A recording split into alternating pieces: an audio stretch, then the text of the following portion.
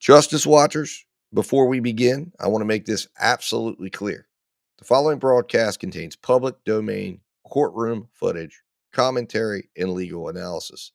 This content is presented under the Fair Use Doctrine as defined by 17 USC 107 and is protected by multiple Supreme Court rulings, which you see below.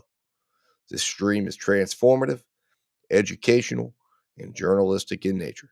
It includes original commentary, trial breakdowns, legal interpretation, and critical analysis, not raw redistribution. We do not claim ownership over any public domain footage, and all use is strictly within legal bounds. If you're watching this content, you're engaging in a protected, transformative experience, grounded in law, never in speculation. And if anyone has a problem with that, take it up with Campbell, Brady, Miranda, and Irvin. Remember, guys, justice always works better when we watch. So keep watching. See you in the courtroom.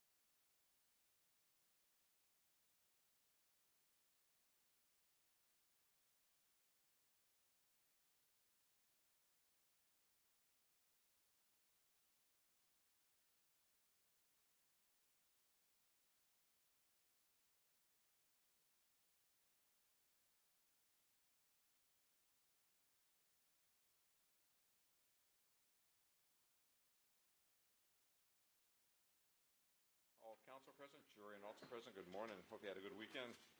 And Ms. Subin, you may continue. Good morning. Welcome back.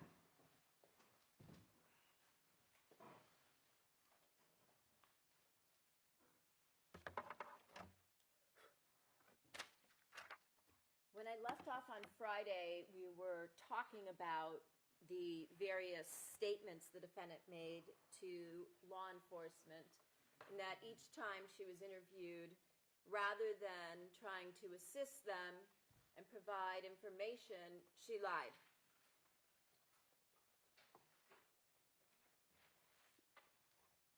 We talked about this on Friday, and one of the things that Detective Parshall repeatedly asked every time she called into the LAPD was whether or not she had replaced the security system. She indicated she was still waiting for the insurance money. And again, all of these are recorded, and Detective Parshall said it was the first thing that she should do. But you heard she never did. And then we talked about the day after her call in to Detective Parshall, the next night, March 9th, when, as you guys saw, the SIS surveillance crew was following the defendant and Baker, and they followed them that night to the Goodnight Bar and the Laugh Factory Comedy Club. And this is one of the nights where Bella tried to get her mother to come home because she was afraid of being home alone. And of course, we hear the response from Jessica and the, again, text message back from Isabella talking about how she's always home alone. There's never anybody there. She's afraid about being in the house alone, and it's worse when she's alone. It's very clear from the evidence that we heard that she was in distress and fearful. But again, what we learned was that the defendant only cared about herself. And so we also saw the text message where Isabella made the comment that she's going to make a therapy appointment the next day. And then, of course, what we saw is the defendant's attempt to try to make her youngest daughter, Isabella, feel guilty. And you can see that she was successful based on Isabella's response.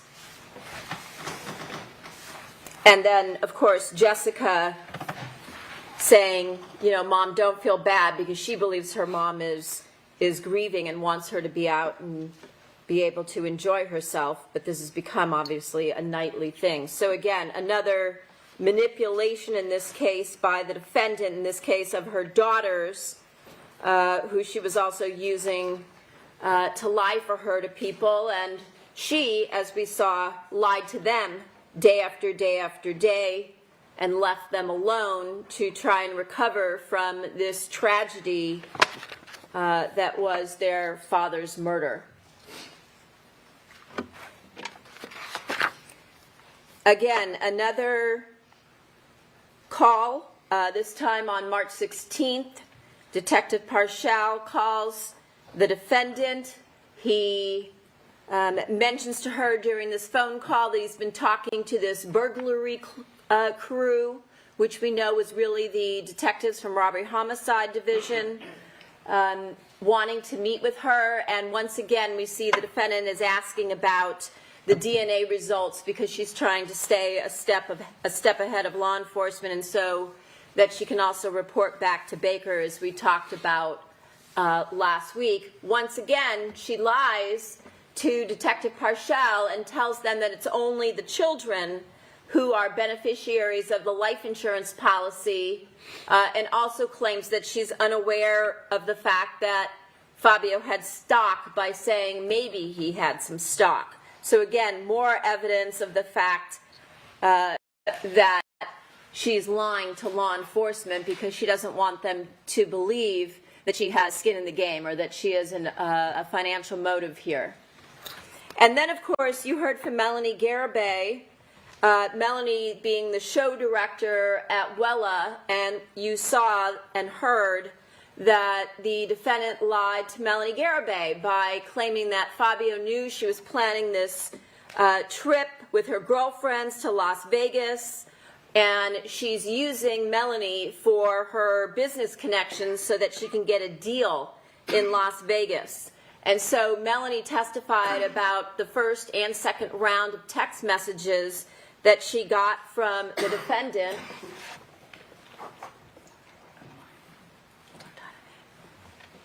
And here's the first round where she reaches out and she's asking Melanie if she can get her a deal. They have a phone conversation, as you heard from Melanie, and then Melanie proceeds to text her and say, we got you in a suite at the Vidara and a discounted rate.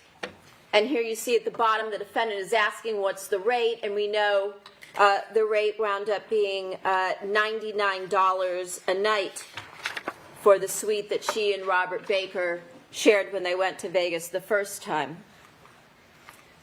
And then you heard from Ron Ray, who came in from Las Vegas, who was a longtime friend of Robert Baker. And he first meets the defendant in March through Robert Baker. They come to his home, the home he shares with his wife, Michelle. They go out for lunch, and during the time they spent together, not once did the defendant mention that she had been previously married. She never mentions Fabio. She never mentions during the lunch or at their home that she has children. She doesn't mention the fact that she's a widow. And we talked about the fact that there's this odd moment where he's trying to input her contact information into his cell phone, and the defendant and Robert Baker say, just put down Monica Baker. And you heard the defendant acted like she had a lot of money. She asked Ron Ray, who is in the stock market, about how she could invest in the market. She talked about selling an expensive piece of property in the LA area. That would be the house on Queen Victoria. And then she knew Michelle was a real estate agent, so she was asking Michelle about buying another piece of property in the Las Vegas area for Baker, and that they were going to come and go from that property and travel. He also introduced the photographs that you see here, where they all go out to some expensive dinner that night at a restaurant called Andrea's. Again, where the defendant orders an expensive bottle of wine for herself, paid for everybody's dinner, and then again began this crude talk about her sex life with Baker, how great he was in bed, and Ron talked about how she kept grabbing Robert Baker's crotch, which normally you might think he was exaggerating, except that you saw the same behavior photographed. Then they all go out, as you heard, to a nightclub in one of the casinos, and as Ron said, the defendant acted like she was a 22-year-old on spring break. You remember he was describing her behavior as she acted like she was humping Robert Baker up on the stage with the DJ and some of the other despicable conduct.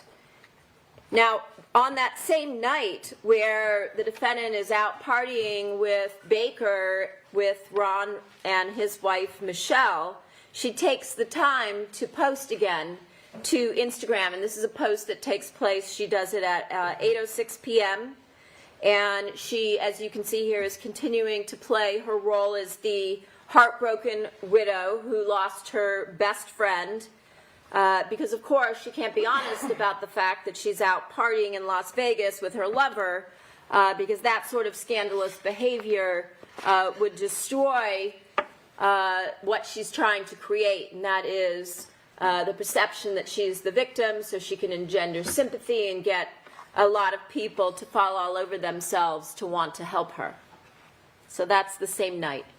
Later on that month, the defendant calls Detective Parshall again on March 30th, and now she's talking about the life insurance again.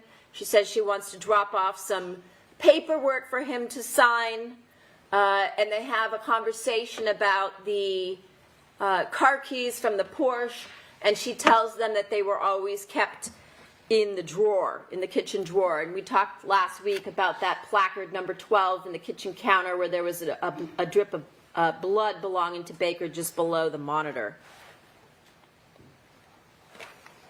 Again, once the defendant returns from Las Vegas, later that same night that she has this conversation with Detective Parshall, we now see that Jessica is texting her mother, "When are you coming home?"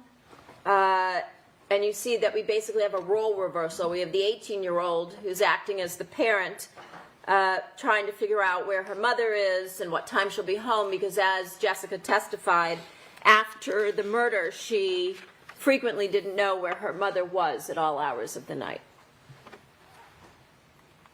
And then that same conversation goes on. On the following night, you heard March 31st, the defendant slept over at Robert Baker's but told her daughter she was sleeping at Sheila's, which you'll be able to see again from that text exchange between them. Then you heard from Gail Burlingame, someone who is unconnected really to the defendant or Fabio, but she was a salesperson, as you recall, at the Ford dealership in Thousand Oaks, and she was completely manipulated by the defendant at first, if you recall. When she came in, she said that she was taken by the fact that the defendant seemed to be so grief-stricken, whose husband was brutally murdered, and now she had no money. And the defendant told Ms. Burlingame that she didn't even have enough money to pay her bills. She was desperate for money, and she was waiting for the life insurance money on her husband's life to come in so that she could support herself and her daughters. And so you heard from Gail Burlingame, if you recall, that while the defendant was at the dealership, she made several calls to what the defendant said was her attorney. And it was obvious to Gail at some point that it wasn't an attorney because the defendant was whispering and it didn't sound like a legal discussion to her.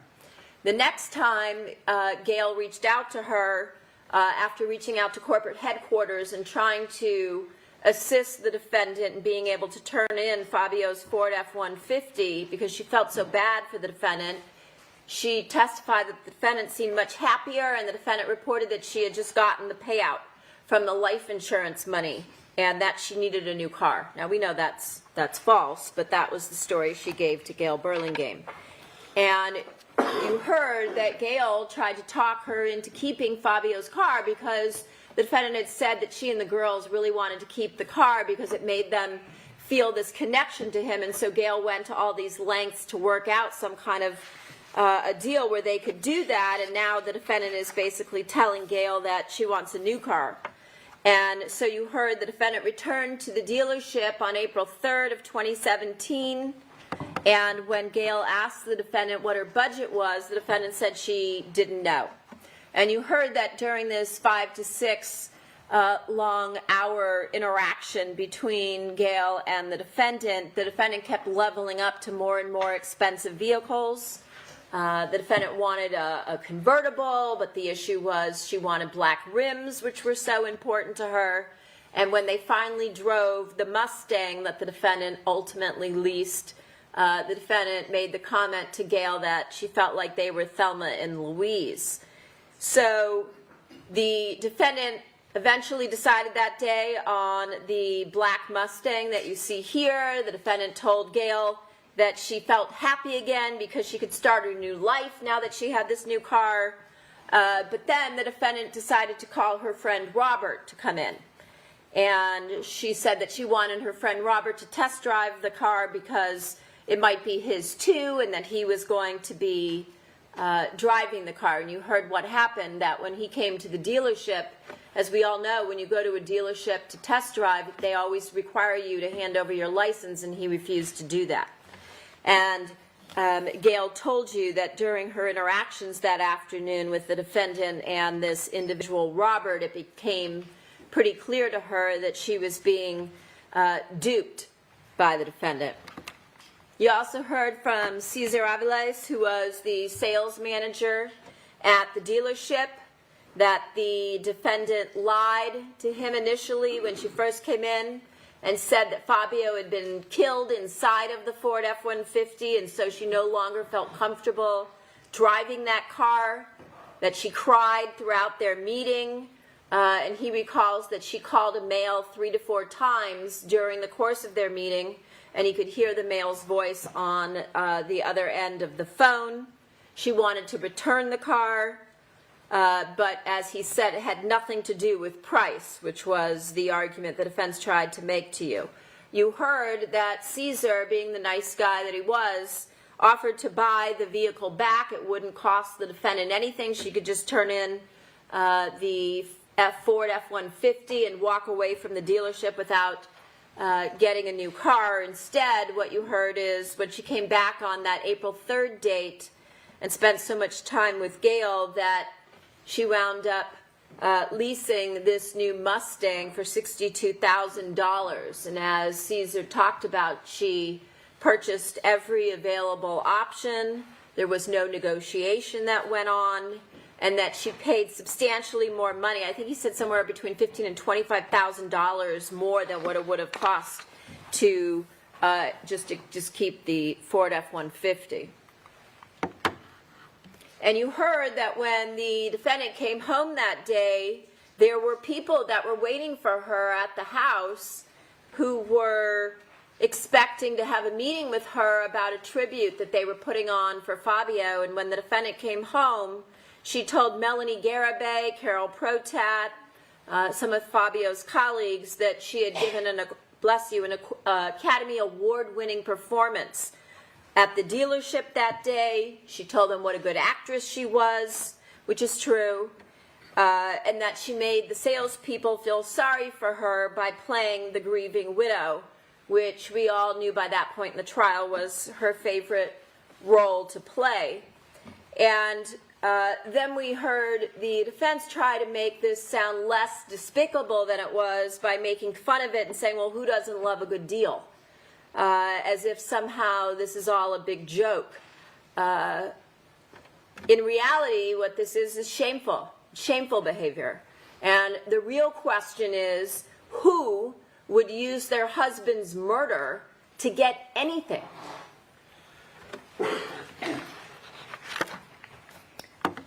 On April 8th, you saw some photographs and the description of additional photographs of the defendant out front of her new Mustang. You can see the decal from DCH Ford in the window taken by Baker as he's looking out from inside of the driver's seat of the Mustang at the defendant, who's standing out front smoking a cigarette.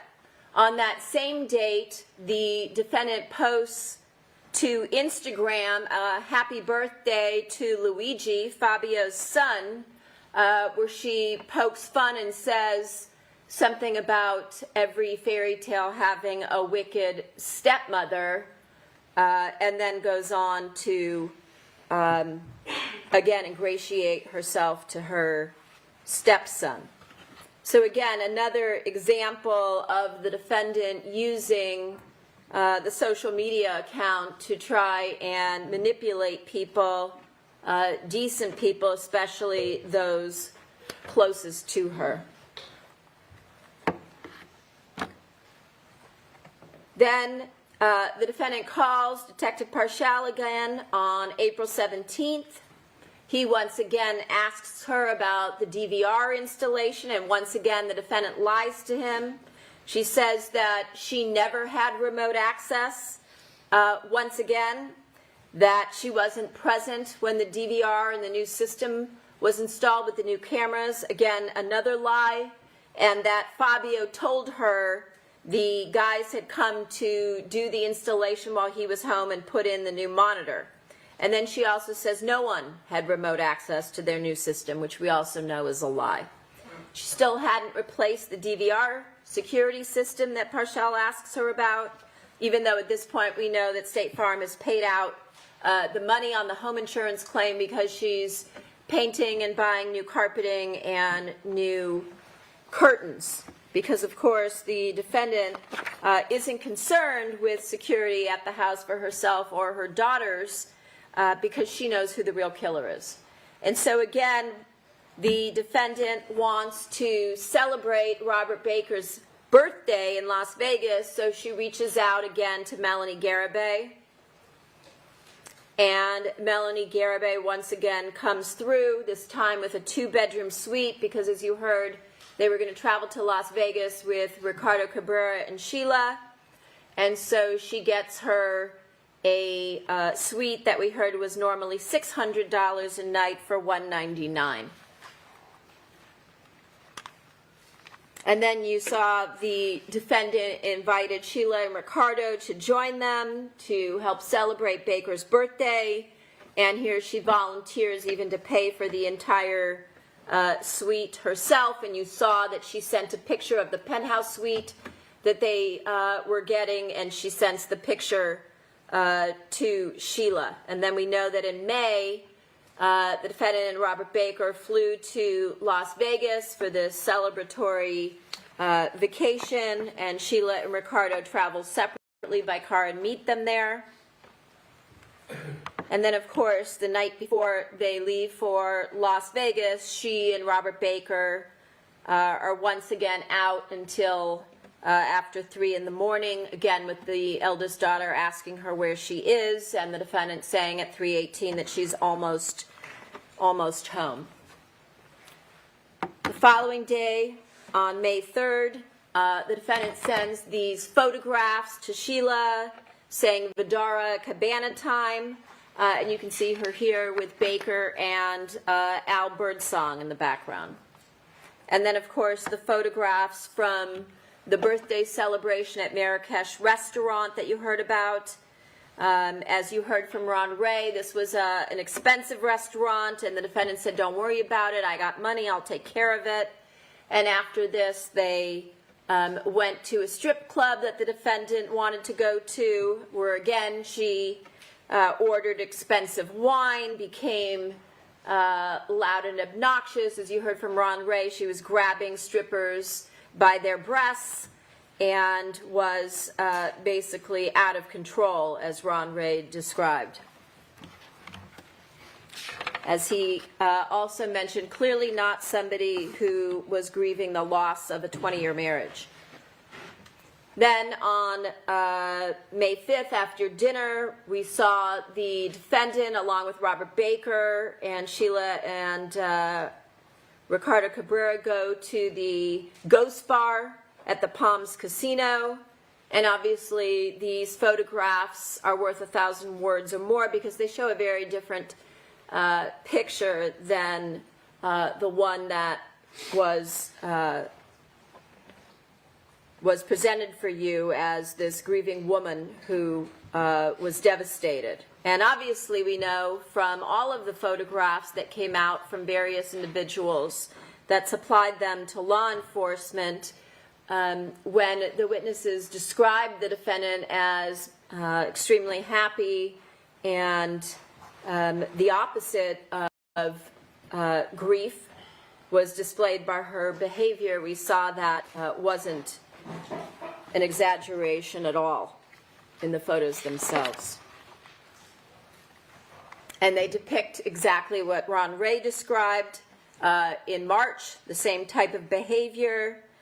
And as Sheila testified, after the murder, the defendant never mentioned her husband, didn't mention her daughters, and that she and Baker appeared to be a couple, just as they had discussed prior to the murder and had planned on several occasions before.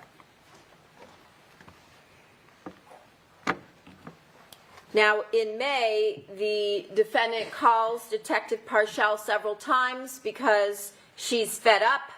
She needs the money.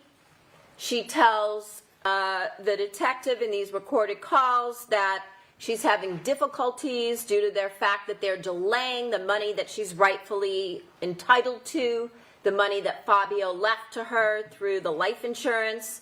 She still has no security system. She's upset that the detectives have not paid out on the policy until she's been cleared She talks about the fact that the dealership had to buy back Fabio's Ford F-150 because she couldn't afford the $15,000 it would have cost her. But again, she lies to them because she doesn't tell them that she's just leased a brand new, fully loaded Mustang. She tells them that she wants answers, and as you heard from Detective Parshall, he tells her that he can't discuss the case and that the evidence has to be remain confidential until they conclude their investigation. And at this point, we know that he's already meeting with robbery homicide detectives and setting up the meeting that's going to occur in June. Again, on May 18th, this was the day that Detective Parshall introduces the defendant to the robbery homicide detectives, Gable and Tellis. They go to the house, they conduct a walkthrough. We heard the surreptitious recording from inside of Detective Gable's pocket, where they talk about the safe and the slider door in her master bedroom. The defendant again says the safe was untouched, that she never got a text from the AT&T Digital Life system from the mirror sensor I talked about last week. Only she gets those texts to her phone. Fabio does not, which means on the date of January 23rd, when she opened the safe to remove the gold coins, Fabio wouldn't have known about it. And she says that they barely use the safe. The only thing Fabio or they keep in the safe is the gun. And now it's been minimized, and she says, in a couple of gold coins. And once again, she tells Detective Gable and Tellis that she doesn't have access to the camera system remotely through her phone. Just of note, there's a piece of evidence that was played, but it was very quick. It's an exhibit on the day prior to this of Al Birdsong, where he calls the defendant on her cell phone and leaves a message to have Rob call me. So again, showing the connections between the various individuals involved in this conspiracy. He knows her cell phone number. Now, on May 24th, the defendant again makes a call to Detective Parshall. She now is getting desperate. She tells them that they don't even have a roof over their head, really, even though she's living in this large, expensive home, going on one trip after another. And, of course, she doesn't mention any of that to law enforcement. She tells Detective Parshall that MetLife needs one last confirmation in writing to complete the clearance, because now all the children have been cleared, but she has not. And she asks him repeatedly on whether there's anything they can do or we can do to speed up this process so that she can get the money. And Detective Parshall tells her that the burglary detectives want to meet with her again around the 9th of June, but we know that's when she's going to New York. That same day, May 24th, she's packing because we know the next day she leaves to fly to Myrtle Beach with Robert Baker so they can go to Beach Bike Week. And we heard that Morella and Salma Cherry were at an industry memorial for Fabio in Toronto during this time period. And as Morella said, the defendant said that she couldn't go because she had already planned to go to Myrtle Beach to walk a golf course that was on Fabio's bucket list, and she was going to walk the course alone in his honor. And then also you heard from her sister Anna, who knew she was lying, as well as Deborah Obad, who also knew the defendant was lying. And then, of course, we heard the testimony from Deborah Obad, which was brought out not on direct exam, of course, but on cross-examination by Ms. Stagel, that Deborah Obad told Detective Parshall in a recorded call, "I've got news for her," meaning Monica. "It was Pebble Beach, bitch, not Myrtle Beach." That was on Fabio's bucket list. So we heard that everybody knew this, but again, people want to bury their heads in the sand because they don't want to see what's in front of them, because it is pretty painful and upsetting to believe that you've been duped and lied to over and over again by someone who's supposed to be your close friend or your sister or your family member or your mother. Of course, during this trip, once again, we see the same repetitive behavior that we've seen from the defendant from the beginning, where she posts while she's in Myrtle Beach partying to the Instagram account to, again, maintain this public image that she's been so painstakingly creating so that people will think that she's still heartbroken over Fabio. And you can see the last line, "Missing you is full time." She comes back on May 31st. She returns from Myrtle Beach. We know from the bedding here, this is Baker's bedding that we saw from the search warrant photos, so we're able to identify her location. She's in Baker's bed. She's wearing Baker's Army t-shirt. But once again, she posts to the Instagram picture that you see to the right, a photograph of her wearing a Fabio tribute shirt that's been created by the company with the caption Fabio, and she's posing in it even as she's posting, as she's laying in Baker's bed in his shirt.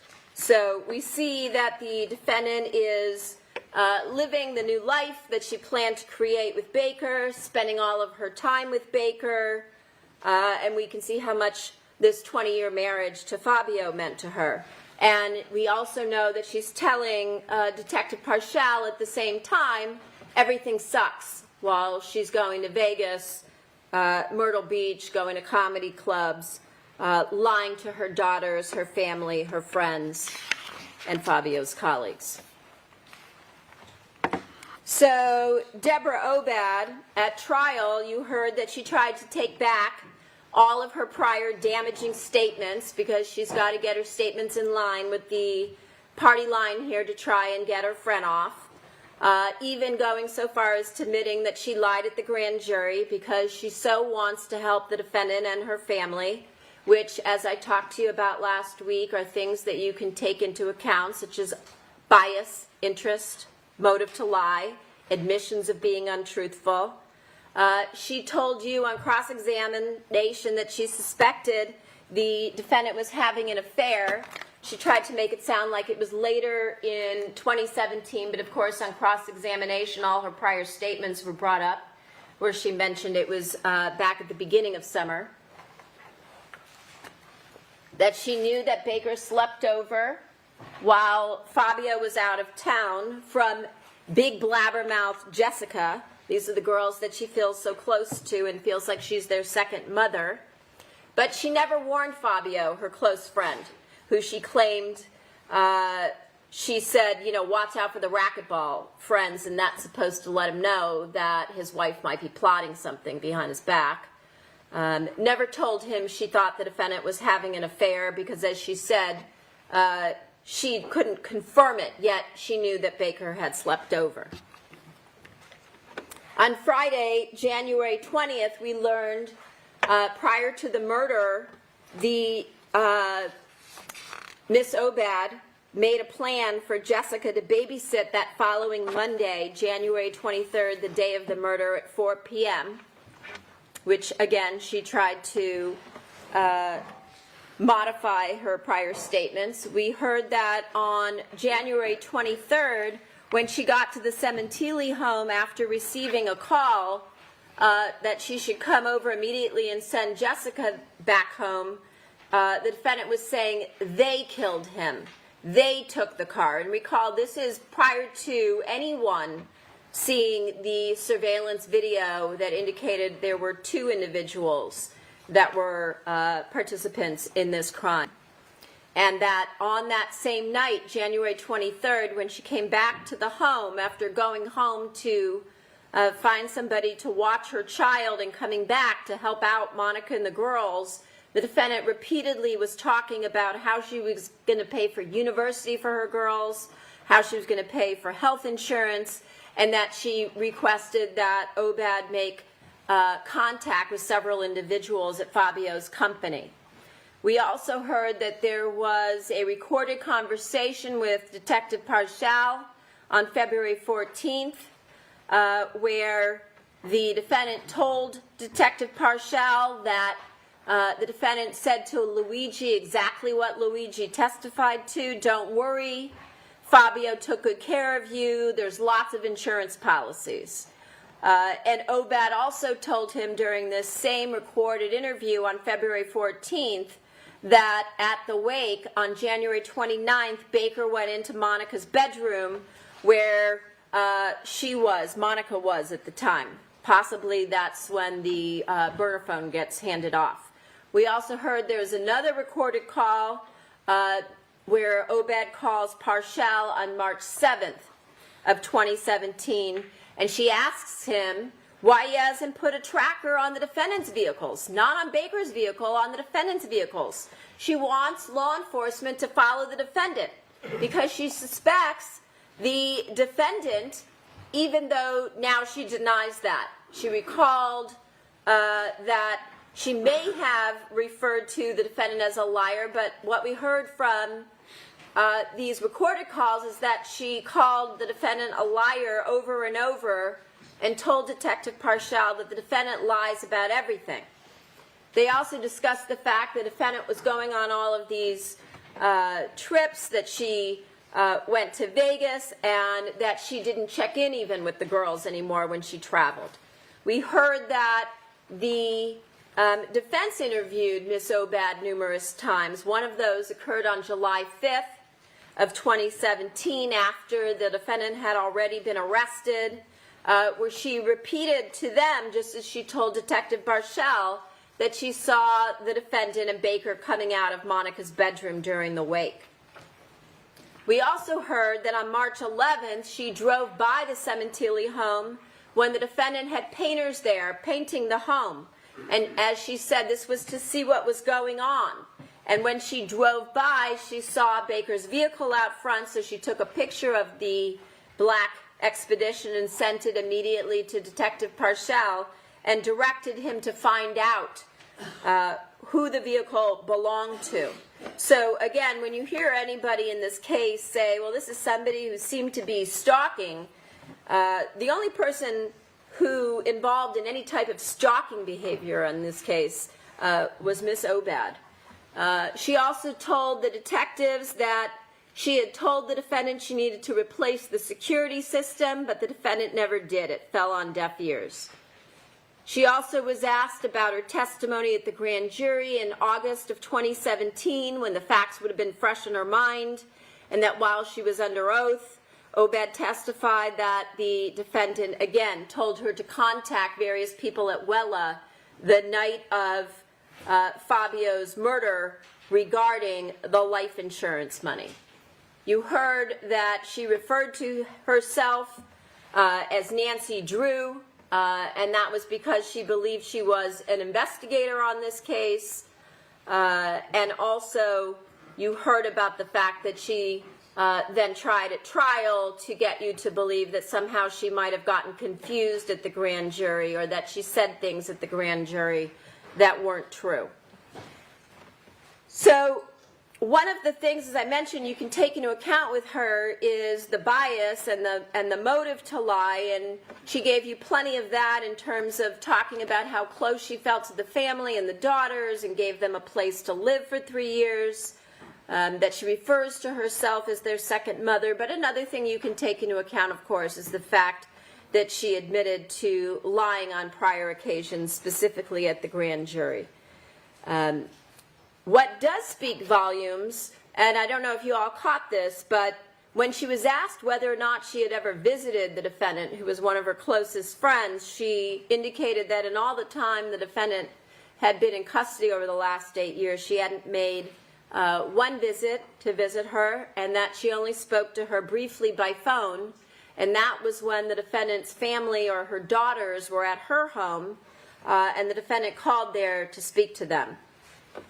So, again, she was also asked why she didn't warn the defendant, her close friend, that she believed douchebag Rob had brutally murdered her husband and was still hanging out with him, and she told you that was because she didn't want to break the trust that she had with the defendant. Yet you also heard in the same cross-examination the testimony about her going behind the defendant's back to law enforcement, repeatedly telling them that the defendant was a liar, telling them to put trackers on the defendant's vehicles because she was suspicious of her, that she spied on her, that she accessed the defendant's computer files while she was out of town, and that she had the defendant followed from the airport.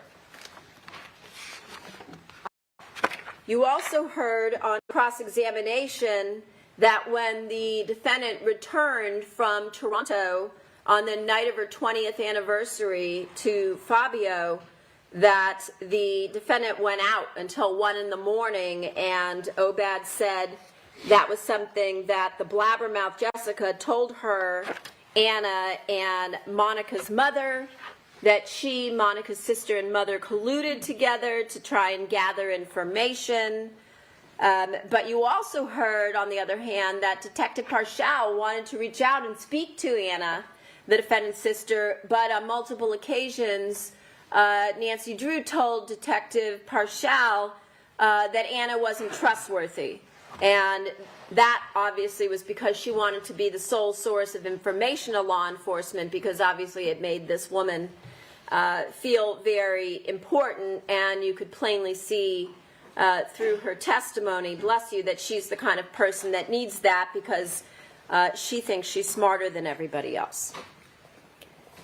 We heard that she and the defendant's mother looked through the defendant's computer while the defendant was in Myrtle Beach with Robert Baker at the end of May, that they found receipts for Uber and bars the defendant went to, and she then called Detective Parshall to tell him that the defendant and Baker were on Craigslist swinging, that the defendant was using a fake name, Madonna, and then, of course, Miss Obad admitted she didn't know this side of her friend Monica, and so she sent someone to the airport to spy on her when she came back to see who she was with. On June 5th of 2017, just several days prior to the arrest in this case, there was another recorded call that Obad made to Detective Parshall where she told him the defendant is fucking other couples, repeated that Monica's sister Anna is not to be trusted, that after the murder, the defendant always had her cell phone on her everywhere she went, and that Anna became angry with her when she said, I think your sister's having an affair. Anna said, my sister would never do such a thing. And we also heard that after her arrest, the defendant called her friend, Miss Obad, and asked her to find her an attorney. Despite all of that, nothing changes her mind, just like the defendant's sister Anna, that the defendant was happily married. So again, another person who's just as delusional as the defendant's family, that she proceeded to throw under the bus, as we heard about from her numerous calls to law enforcement. Now, just before the Mirror Awards, we heard that Salma Cherry went to LA Fitness to work out, and he ran into the defendant, and that she was there working out with a man who he didn't recognize until he subsequently saw the defendant's photograph next to a photograph of Robert Baker on the news, reporting their arrests on June 14th. And then he was able to piece together the person the defendant was with in early June prior to the arrest was in fact her lover, Robert Baker. We also know that prior to her arrest, the defendant was doing some research on what law enforcement could do in terms of tracking her phone and what they could see if they got into her phone with respect to her messages. As I mentioned last week, the defendant did a very good job cleaning up her computer and her phone, her messages, her encrypted app, all of those things. And all of that is evidence that you can take into account. We also know that when the defendant flew home from the Mirror Awards, where Fabio was receiving a Lifetime Achievement Award posthumously in June that she went to accept on his behalf. She also lied to Sam Pulera. If you recall, Sam was at the Mirror Awards. He was going to do the defendant's hair for the event. And she starts telling him that everyone at Wella has cut her off and that Sal Macheri wouldn't help her. And this, of course, is after the fact that they've flown her to this event and various other events, first class, that they've paid her Fabio's salary for 6 months. They've written off Fabio's car. They've gotten her business rates on their hotel rooms when they traveled, so on and so forth.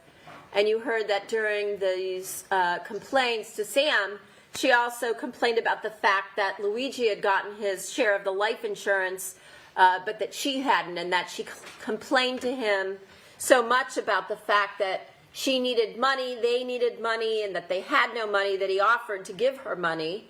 And she told him that she had gone to Myrtle Beach in order to walk a golf course in Fabio's honor for his birthday. You also heard that while she was in Toronto for these awards, she was staying with her family, and you heard that there was a confrontation that took place where her sister, her mother, and her brother-in-law confronted her about what they had found in her computer, about the affair, her use of the name Madonna, and the sex dates that she had set up for herself and Rob. And you recall what Anna described as the defendant's response to this family meeting. And it wasn't shame, as I mentioned earlier. In fact, it was righteous indignation. She couldn't believe she was being asked these questions and refused to answer and walked away. And here she is flying back after that family confrontation to LA wearing Baker's army shirt and taking selfies that she sends to him because, as we know, during this trip, the first end of it, or the first leg of it, is when she flies out to New York City for Vanessa's medical school graduation, and she gets that email, that fake email from Detective Parshall. She believes she's going home to meet up with Baker because she's going to finally be cleared to receive, at long last, Fabio's life insurance proceeds. And then, of course, the day of the arrest, she messages Baker in the morning that she's on the computer cleaning up, getting rid of anything that can potentially tie her to the murder. We know that a short while later, Robbery Homicide Division has been planning for her return. They have a task force of people to finally take down this woman who's been lying and cheating all this time, who they know participated in the conspiracy to have her husband murdered. And so she's pulled over by Officer Curtis Davis and his partner. You heard that Detective Camacho, you see there on the top right, is responsible for recovering the phones from the vehicle, including the defendant's 2 phones that are in the photograph in the center, in the Mustang inside of her Porsche, inside of the purse, as well as Baker's Samsung S8. You heard that his Samsung S4 that he previously used was found during a search warrant at his apartment at the Independence address that day, that the defendant's home, a search warrant is served there. Her iPad, her desktop computer, various other items are seized.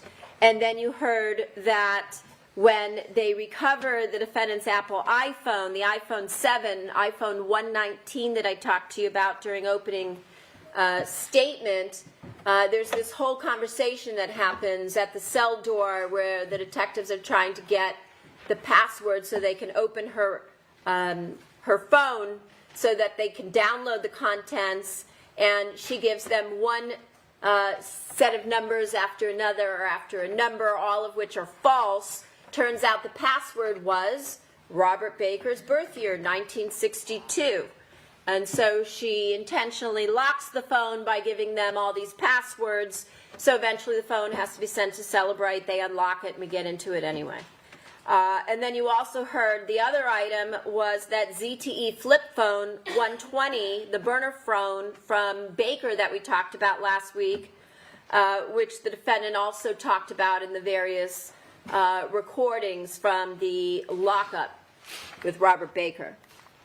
If you recall, the defendant and Baker, after they are removed from the Mustang, they are placed in the back of the black and white patrol car where a recording device is set up.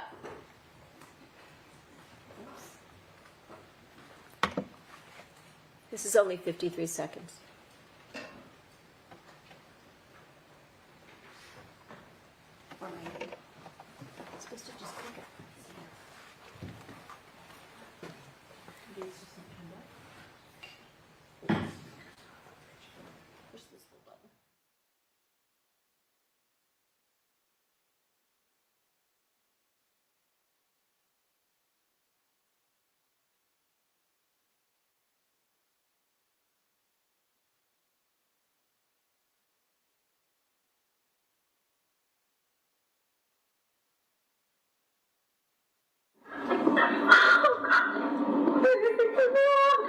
Listen.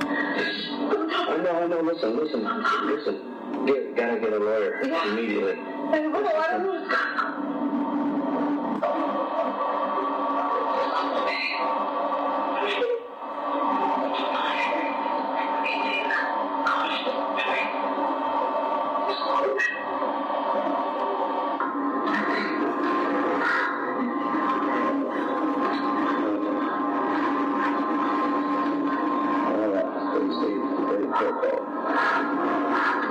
Somebody did this.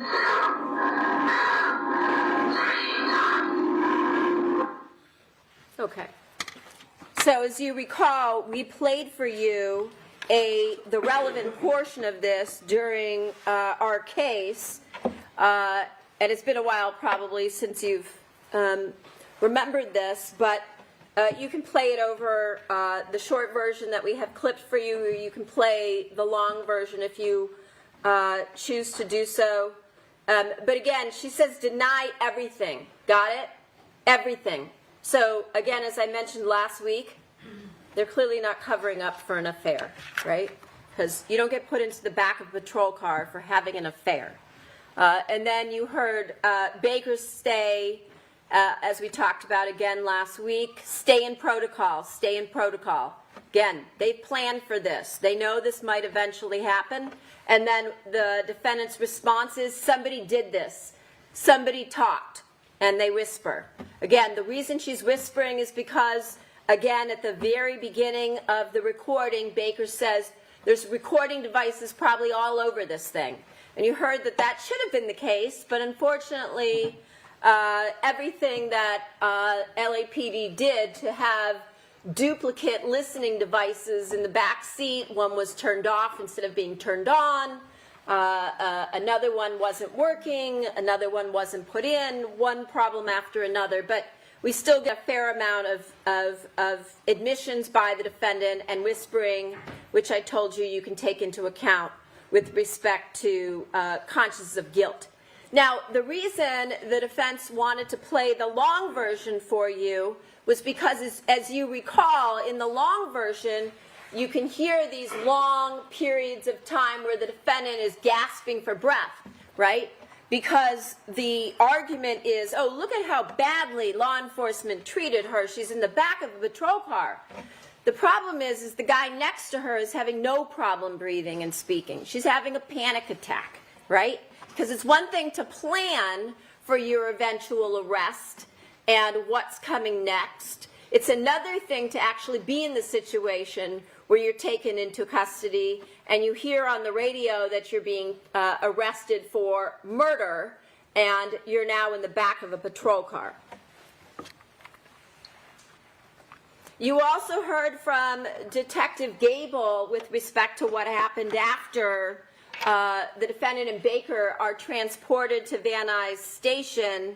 The first thing the defendant does, he comes to the cell door, and like I said, she provides various codes for the phone. I think one was 1972, and some others that you'll see in the recording and in the transcript. It turns out, it's, like I said, it's his birth year.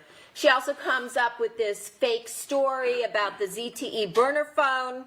She says she found it in the garage just before she left for New York and Toronto in June of 2017, that she was on her way to the store with this phone. She was going to have them hook it up so she could see what was on it, so she could figure out what it was.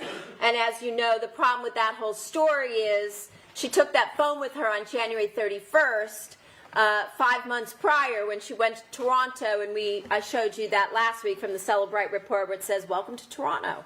So, and then she and Baker discuss the story that she's given law enforcement about the burner phone, and he says, "Oh, that's good, that's good. You can just say you found it in the back of the truck, or I left it there." So again, they're trying to concoct and get their stories straight so they can present a united defense. And then also, we hear that she tells them when they come to the cell door that they want the combination to the safe. They want to go into the safe. And you saw from the Celebrate some of the reports we put in for June 14th when the detectives go out from robbery homicide to serve the search warrants, because there's simultaneous warrants going down at the Queen Victoria residence as well as at Baker's apartment on Independence.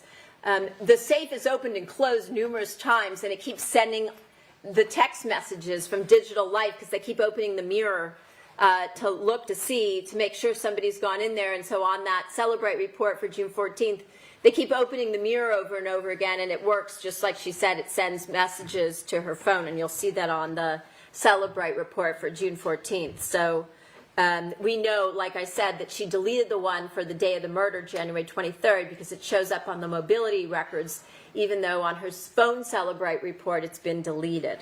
And so she also tells the detective she doesn't know the combination for the safe, only Fabio used it, she doesn't know it.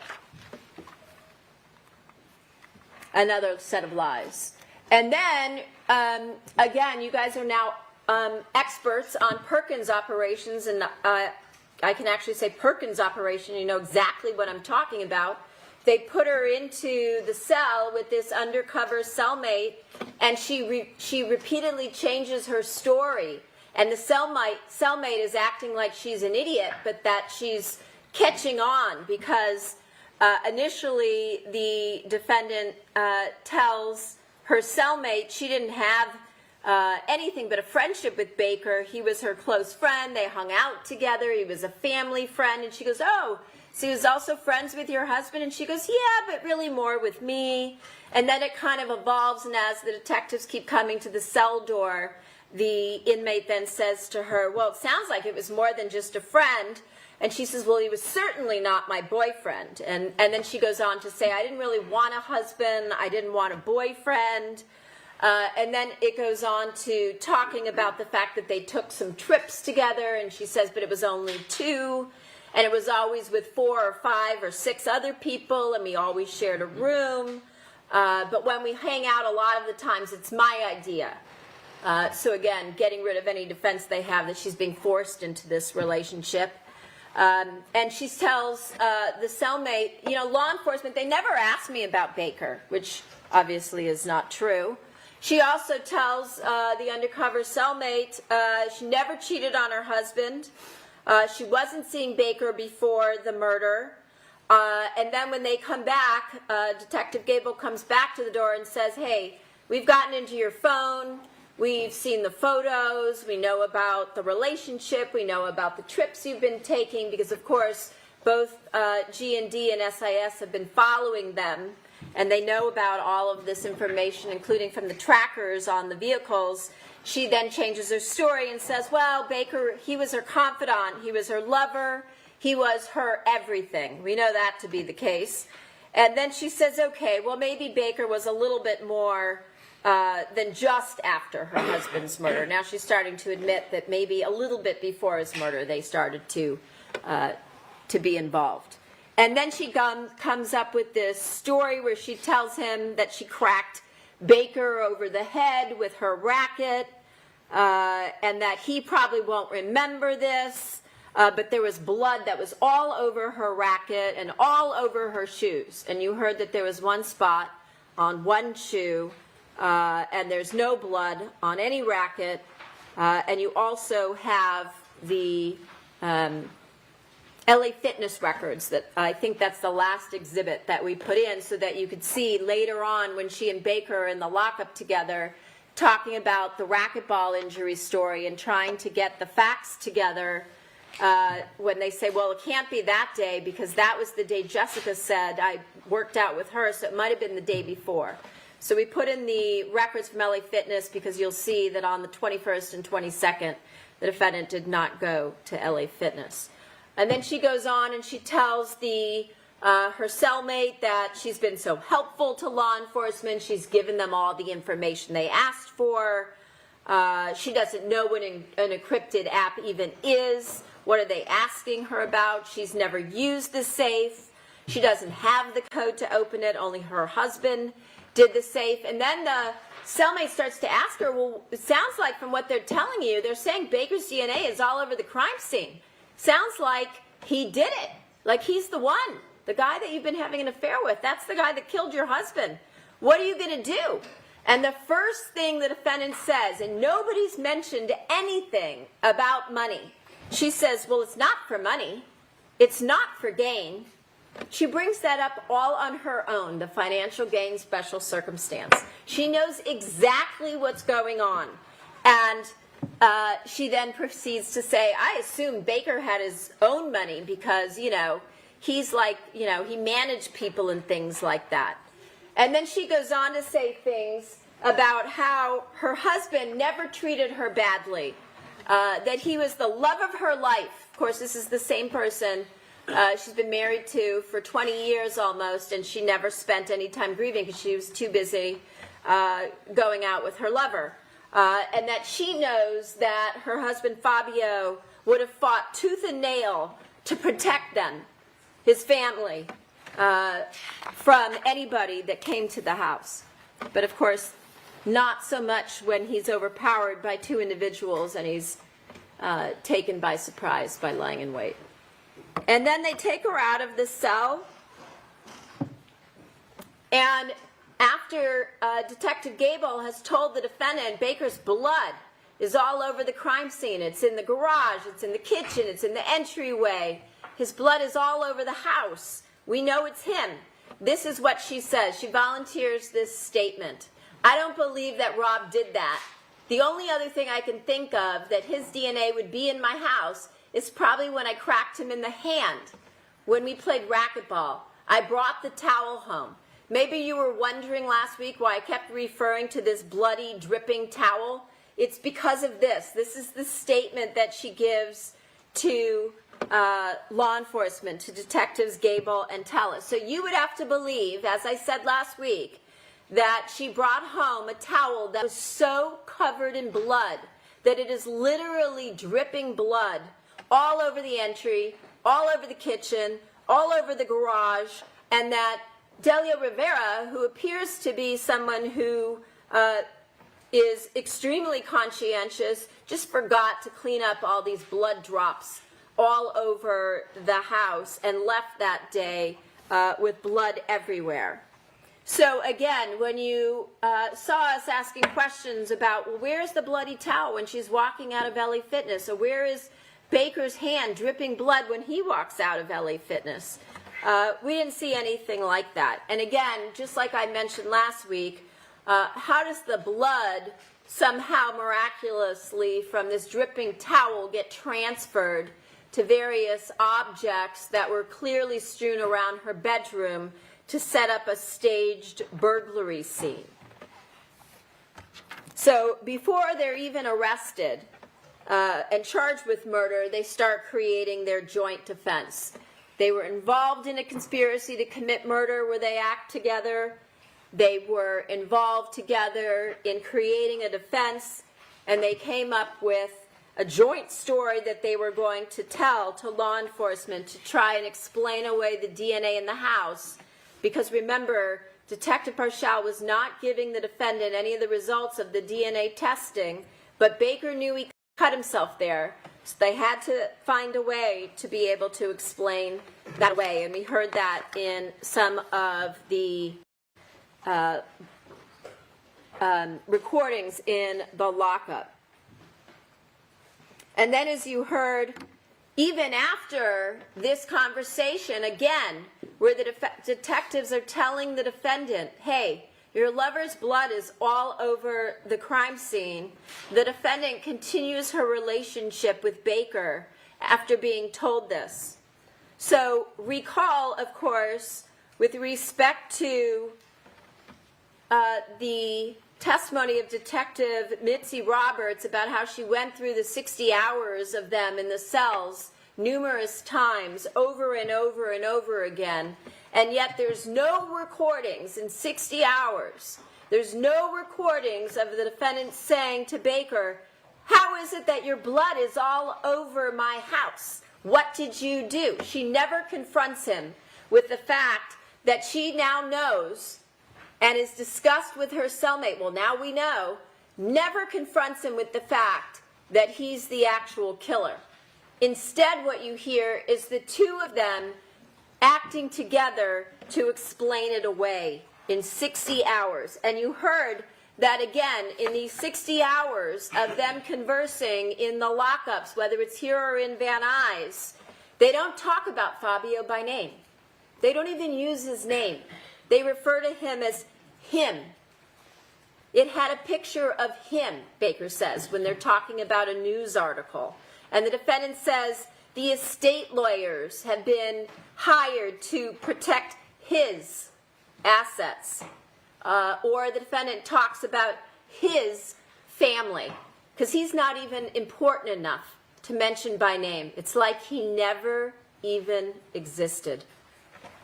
And of course, another thing that you're never going to hear in any of the recordings, you never hear the defendant expressing any concern about law enforcement catching or apprehending or identifying the real killers, or the actual killers in this case, if it's not her and Robert Baker.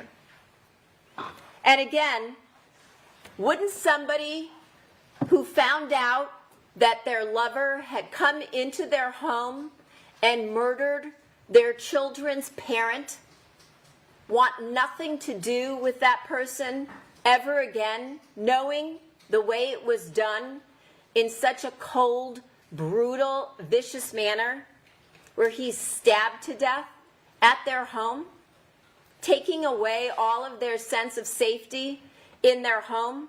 If you knew that your lover had committed a vicious murder of your husband, stabbed him through the heart, wouldn't you confront that person and then want nothing to do with them? What goes on in the lockup for years defies logic and common sense. You heard in the first lockup recording, which took place June 29th, a couple weeks after they're arrested, the first thing the defendant is telling Baker is, no deals, none. However, she then goes on to say, if there's more evidence, we're fucked. Again, they're not talking about covering up for an affair. If there's more evidence, we're fucked. I'm denying everything except our affair. Well, what else is there if it's only an affair? Ride or die.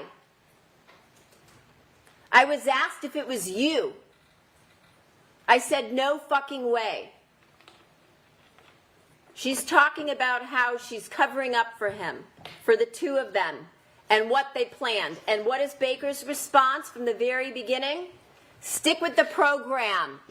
Just like you heard in the back of the black and white protocol. And he refers to them as Bonnie and Clyde. He calls her Mrs. Baker. And he tells her, destroy the letters that he's provided to her. passed to her in the lockup in Van Nuys. Flush them down the toilet. And she says the next time that they come to the courthouse in Van Nuys, August 7th of 2017, I have stuff for you too, but you have to flush it. And we heard the sound of the flushing. And then she tells him the burner, meaning the burner phones. They're discussing the evidence in this case. And she talks about the assets. Everything's been frozen. I can't even sell my house now. And he tells her, don't worry, babe, resolute. In other words, stay strong. August 24th, the courthouse lockup here, right out of this courtroom, in this door right here. She says to him, to Baker, they have a camera at Payless Shoes. They have no video of you.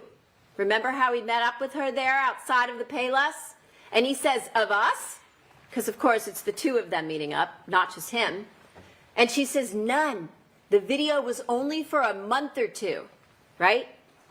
And then he says, and nothing on the other one at night, too. Well, what are they talking about? They're talking about the night before, where they were going to kill him at the strip mall, January 22nd. Nothing on the other one at night, too. They think they've made it. They're going to get out of this.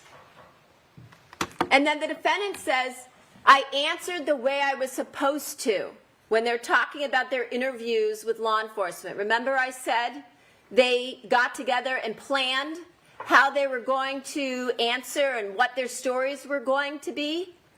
I answered the way I was supposed to, meaning the way we planned. I'll never abandon you. And what does he say? This is way back in August of 2017. Same thing that you saw right in front of your eyes when he came into this courtroom. I'll take the blame before anything. I'll lie and take it. If everything goes south, I will figure a way to get us, to break you out. Consciousness of guilt.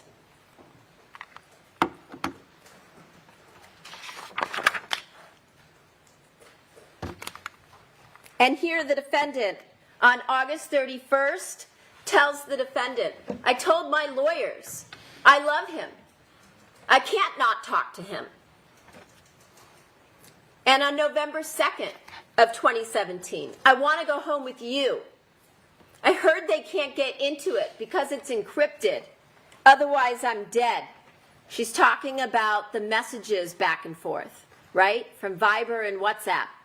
Otherwise, I'm dead, meaning if they get into what we've encrypted and they're able to get what we've deleted, I'm dead. And on January 4th, I'm going to put your initials on me, right? We heard them in the back talking about tattooing, and then we saw their jail letters and the pictures she draws where she puts an RB tattoo either on her back or on her finger. And then she says, someone's going to pay for this.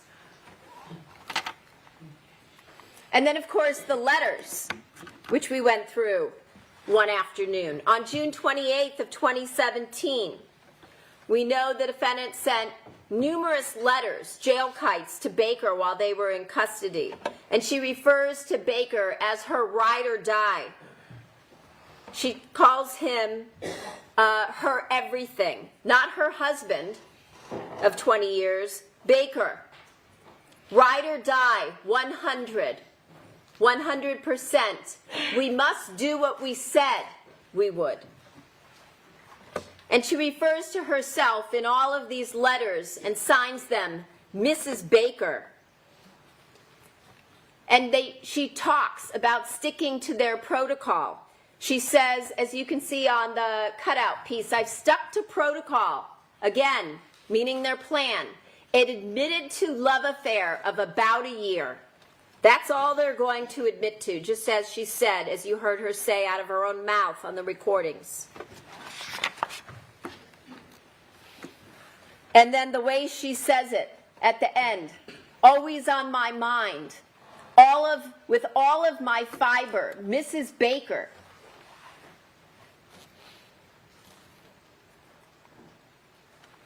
And then in another letter, this one was dated July 1st, Ride or Die, MB for Monica Baker. This one sent through, as you heard, a pen pal. Another inmate's name, Nishia Hayer. Ride or die, always and forever. Like we're talking about high school kids passing notes in class. That's how serious they're taking these charges. Here, July 7th, the defendant says, resolute, sticking to the plan. That's what that means. Protocol. She repeats the same phrase Baker said. Right? And here, August 8th, 2017, the defendant says, I love you so very much, baby. Thank you for fighting. Thank you for loving me. My soulmate. Love, Monica Baker, for eternity. This is as she's facing murder charges in this case. This is the stuff she's writing. Because of course they don't think they're going to get caught. And then she writes this, dated August 10th of 2017. I need all of you. I can't wait to see you again, my love. And of course, where do they see each other? Every time they come to court, right? Because they're co-defendants in this indictment. Yours eternally, Monica/Madonna Baker. And like I said, in the drawings that she keeps sending to him, very similar to the photographs that she takes. Nobody's forcing her to take the photos. Nobody's forcing her to draw these things. My man, my baby, my love, my bestie, my soulmate. Remember when she told Detective Castro at the Wella Memorial, May 29th of 2017, when they're talking to her, and she says, my boyfriend was my husband. He was my soulmate, right? And then here, this is what she puts in writing that she doesn't think they're ever going to see. And again, R.D., Ride or Die, Mrs. Robert L. Baker, Robert Louis Baker, because I told you she has him in her contacts under a fake name in her phone. Remember that, Louisa? You are everything to me, she writes in this last line behind these characters she draws. And then you saw and heard about the encrypted kites that they send to each other. In this case, Baker was leaving encrypted messages for her in the lockup going up the staircase. And you heard from Detective Balderrama that she wasn't able to take possession of these items because he had his eyes on her the entire time. There's a secret way that they communicated while they were in there, as you heard from Detective Roberts. Very similar to the coding or the encrypted apps that they used when they were on the outside. And then we heard that they went to great efforts to communicate without anybody knowing, even their attorneys. Again, another attempt to try and manipulate the system. And you heard them in the jail recordings where they talk about clean calls, where they use other inmates' PIN numbers so they can't be traced back to them. And they call through third parties, as I discussed last week. You even heard Baker, when he calls his friend Lynch, the lawyer, calls through the law office, and the law office, they're using the law office for their ongoing conspiracy to communicate. He refers to the defendant, his girlfriend, as my crimey, his crime partner. Because again, who's going to be listening to somebody calling a law office? Those are privilege calls, aren't they? Yeah, not when they're not actually your lawyer. Not when you're trying to cover up for a conspiracy to commit murder that hasn't ended because you haven't yet received the benefit, meaning the money, the object of the conspiracy. So we research 15.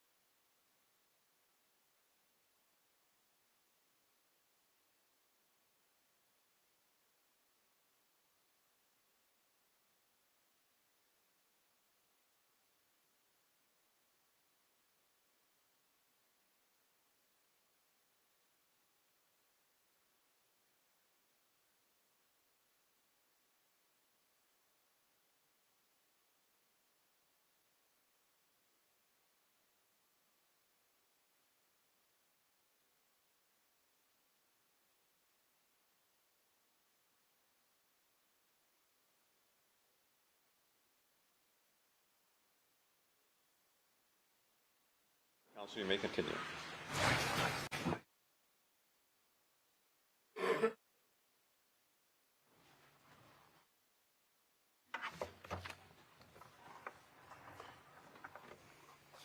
Okay.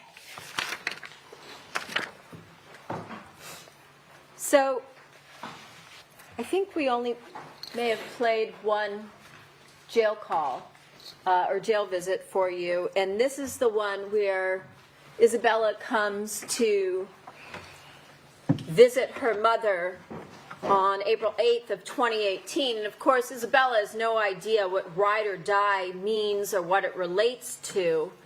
But in this case, I wanted to point out to you that you have the defendant who's written in ink ride or die on the back of her neck, and knowing now that ride or die relates to the protocol between the defendant and Baker as to what their plan is to try and thwart justice if they're ever arrested. This is what the defendant is making fun of to her daughter, because of course in this case what she's been arrested for is the murder of Isabella's father and the pact that the defendant and Baker have made to take their conspiracy to kill her father to their graves. Kind of gives new meaning to this piece of evidence. So again, I from the beginning have been going over with you the various types of evidence in this case, the physical evidence, the evidence through witness testimony, circumstantial evidence, direct evidence, but of course, as I've told you when I went through the law with you on last Thursday, that applies to the charges and the special circumstance allegations, we went through what the evidence is, and at least some of it in this case. And I'm not going to go over it again today because I think you're all well aware by now that there are a lot of items of evidence that were presented at trial, and now perhaps you're starting to get how they all fit together to form the larger puzzle, so that you're able to go back there and hopefully your jury deliberations will go very efficiently and smoothly and maybe even quickly. Again, one of the instructions that I mentioned last week deals with this issue of consciousness of guilt, and Judge Cohen is going to read you that instruction probably tomorrow, that deal with different ways that fall under this category of consciousness of guilt or evidence of consciousness of guilt. You can do it by suppressing evidence, by trying to keep it from coming out, concealing evidence. We heard a lot about that, and the destruction of evidence. And we heard an awful lot of evidence about that. So think of things, this is that I've mentioned previously, deleting the encrypted applications and therefore all the messaging related, cleaning up the computer, whispering at times when they know they're being recorded. That would be suppressing or trying to conceal, flushing jail kites or jail letters, destruction, destroying jail mail, hiding letters from each other in other inmates' bunks. That could be suppression. It could also be concealing. Using other inmates' PIN numbers to make clean calls. Again, ways of trying to get around the system, to hide what you're trying to talk about. Using other inmates' names to send jail mail to each other, to and from, so that it won't be detected and identified as yours, or calling through third parties such as Howard Lynch or Baker's sister or whatever real relationship April is. Now, again, keep in mind, and I mentioned this several times last week, the standard in this case is proof beyond a reasonable doubt, not beyond all possible doubt, not beyond an imaginary doubt, but it has to be based on reason and common sense. And I talked about that last week, and I think for you all, I think you are understand that and understand what you're being tasked with here. But also keep in mind when you look at all of the evidence in this case, and there is an overwhelming amount of evidence, obviously. I've been able to talk for 2.5 days, and I could probably go on, as I said, for days more. I didn't think I'd be here this long. But there is an enormous amount of evidence in this case. And we know that all of the evidence in this case was created by the defendant along with her co-conspirator, Robert Baker, as well as, to some degree, Chris Austin. And so you also have the January 22nd attempt to kill him. And we know that in this case, you got an idea of what that life, the Sementilli life, looked like prior to all of this, knowing that the defendant basically destroyed all of that. She threw it all away in order to be with Baker, even as she's in custody. She's doubling down on it, right? And she's saying, my baby, my soulmate, wait for me, we're going to be together. This is their future. This is their plan. And we also heard that when they were in the cells being recorded in the lockup, that they talked about the fact that they deserve each other, that they've earned a right to each other. And on that, I would say they are correct. So, you heard from, as I said, numerous people throughout the course of this trial, all people who the defendant lied to, took advantage of, manipulated, and or coerced. And you heard that time and time again, over and over again, with respect to everything. And you recall way back at the beginning when we were talking about the crime scene and what Detective Parshall and Verna and Castro, Efren Gutierrez, all of these detectives that went out there to try and get a sense of what went on in this particular case, that when Detective Efren Gutierrez walked through the crime scene with the defendant and Detective Parshall on their way out the following morning on January 24th of 2017, remember Detective Gutierrez said to Detective Parshall, he testified that he told him he thought the defendant was full of crap. Remember that? And it was because of her very unusual demeanor in the aftermath of her husband's murder. And it turns out that all of this comes back full circle now that you've heard all of the evidence since that crime scene and everything that the defendant and Baker created in the aftermath in trying to go back and destroy everything behind them and conceal evidence. But it turns out that Detective Gutierrez was 100% correct.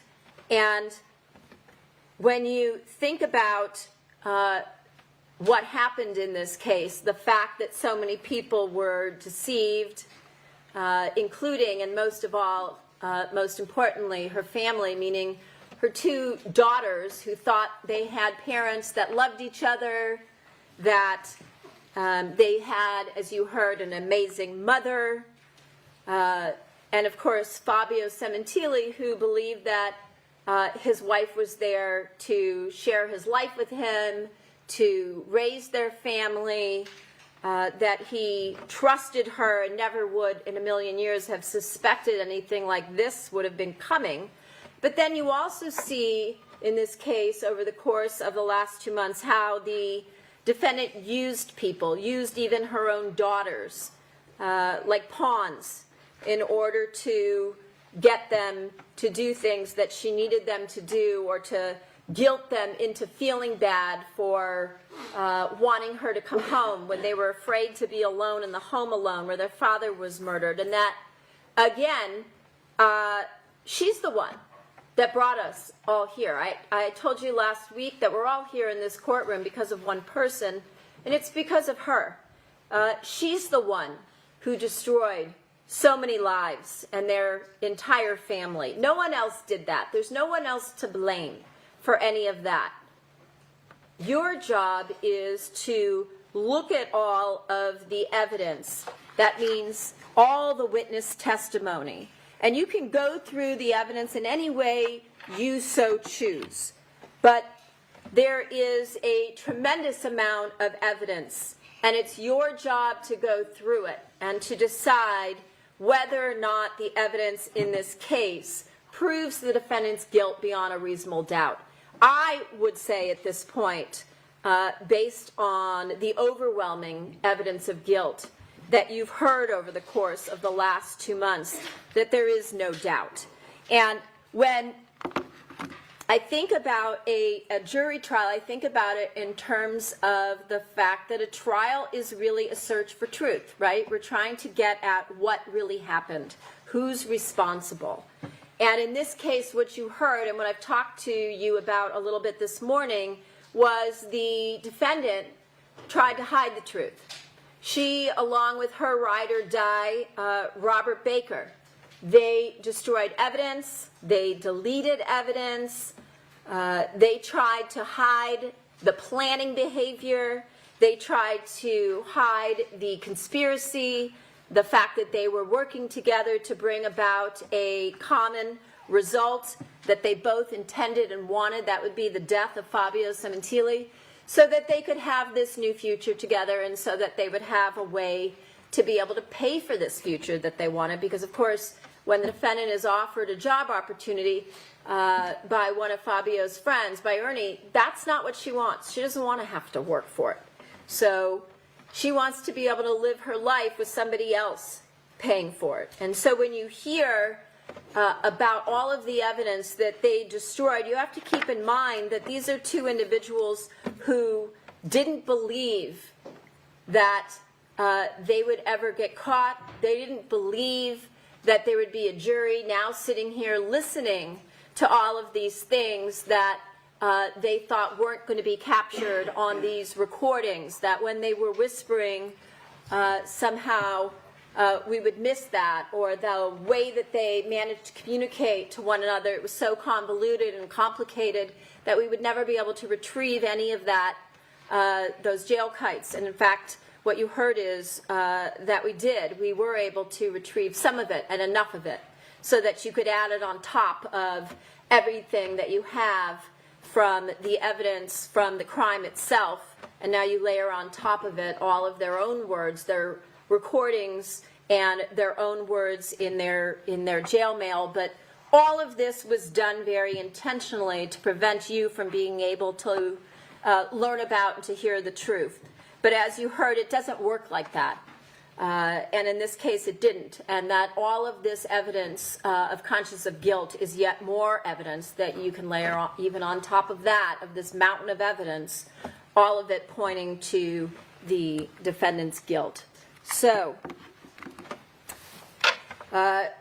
very soon, this case, the responsibility for this is going to be turned over to you.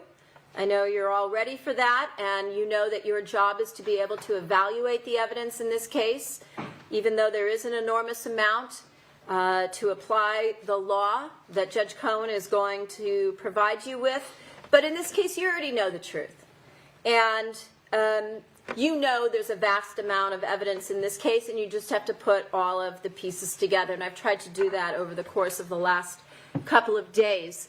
But in this case, it's very obvious that the defendant, along with her lover, murdered Fabio Sementilli along with assistance from Christopher Austin, that the murder was committed for financial gain, as well as for other motivations, in other words, their future together, that the murder was committed by means of lying in wait, because Fabio Sementilli, in this case, was ambushed based on a secret plan or design that the defendant and her lover put into place, and that the defendant, along with Robert Baker and Christopher Austin, conspired in order to kill Fabio Sementilli on January 22nd, as well as on January 23rd of 2017. And ultimately, we all know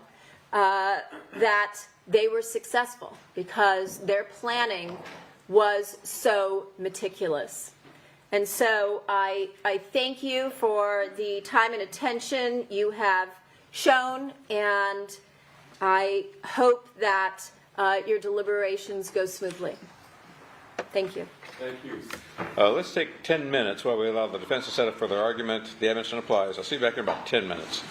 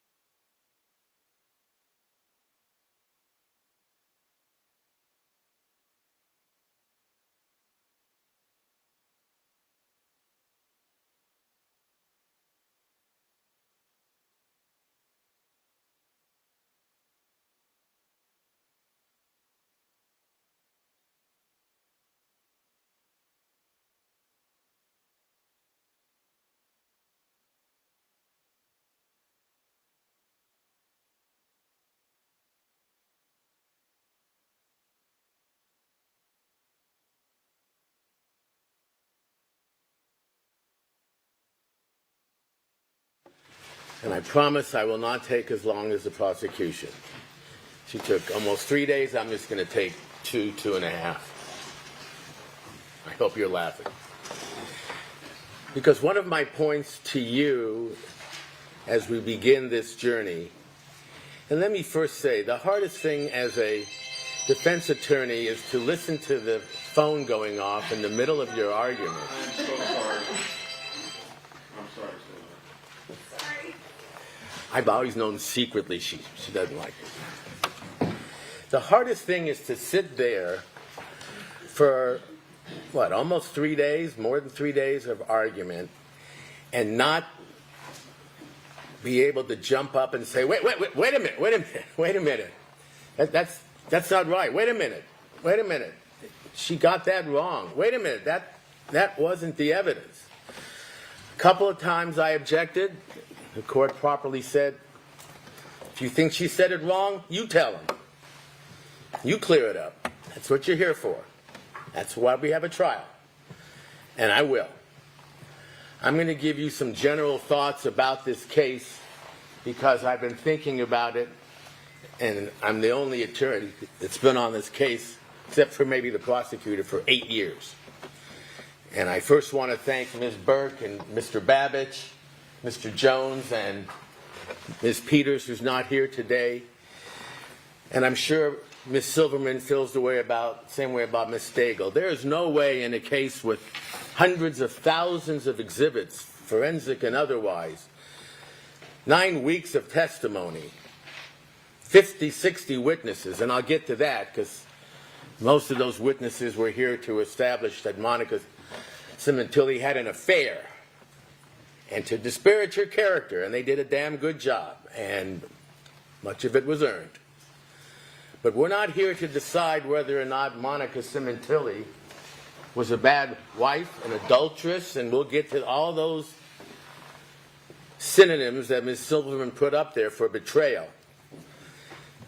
Because yes, she did. We're here to decide, you are here to decide, if she's been proven guilty of first-degree murder, conspiracy to commit first-degree murder beyond a reasonable doubt. And I submit to you, if the evidence was that clear, it would not have taken 8 years and 8 weeks of testimony to prove it. Because most of what was presented to you were two things. With all those exhibits and all the jury instructions that His Honor is going to give to you, and that is that Robert Baker and Christopher Austin committed first-degree murder, conspired to do that. The other thing they proved over 8 years and 8 weeks and 50-plus witnesses is that Monica Lewinsky, I knew I was going to do that once. And I apologize. Monica Sementilli had an affair. I guess that's why it was on my mind, but the President of the United States is not on trial here. That's what they proved. Over 8 weeks and 50 witnesses. That Baker and Austin conspired to commit first-degree murder, and Monica Sementilli had an affair. Now, when you look at her, and I know you've looked at her throughout the trial, it's hard not to. She's the defendant. Before you go into your deliberations in the deliberation room, take one last look at her. Not with any sympathy, because she doesn't deserve any sympathy. Not with any daggers, although there are many who've had daggers out for her for a long time. That she has deserved. But look at her and say to yourself, innocent.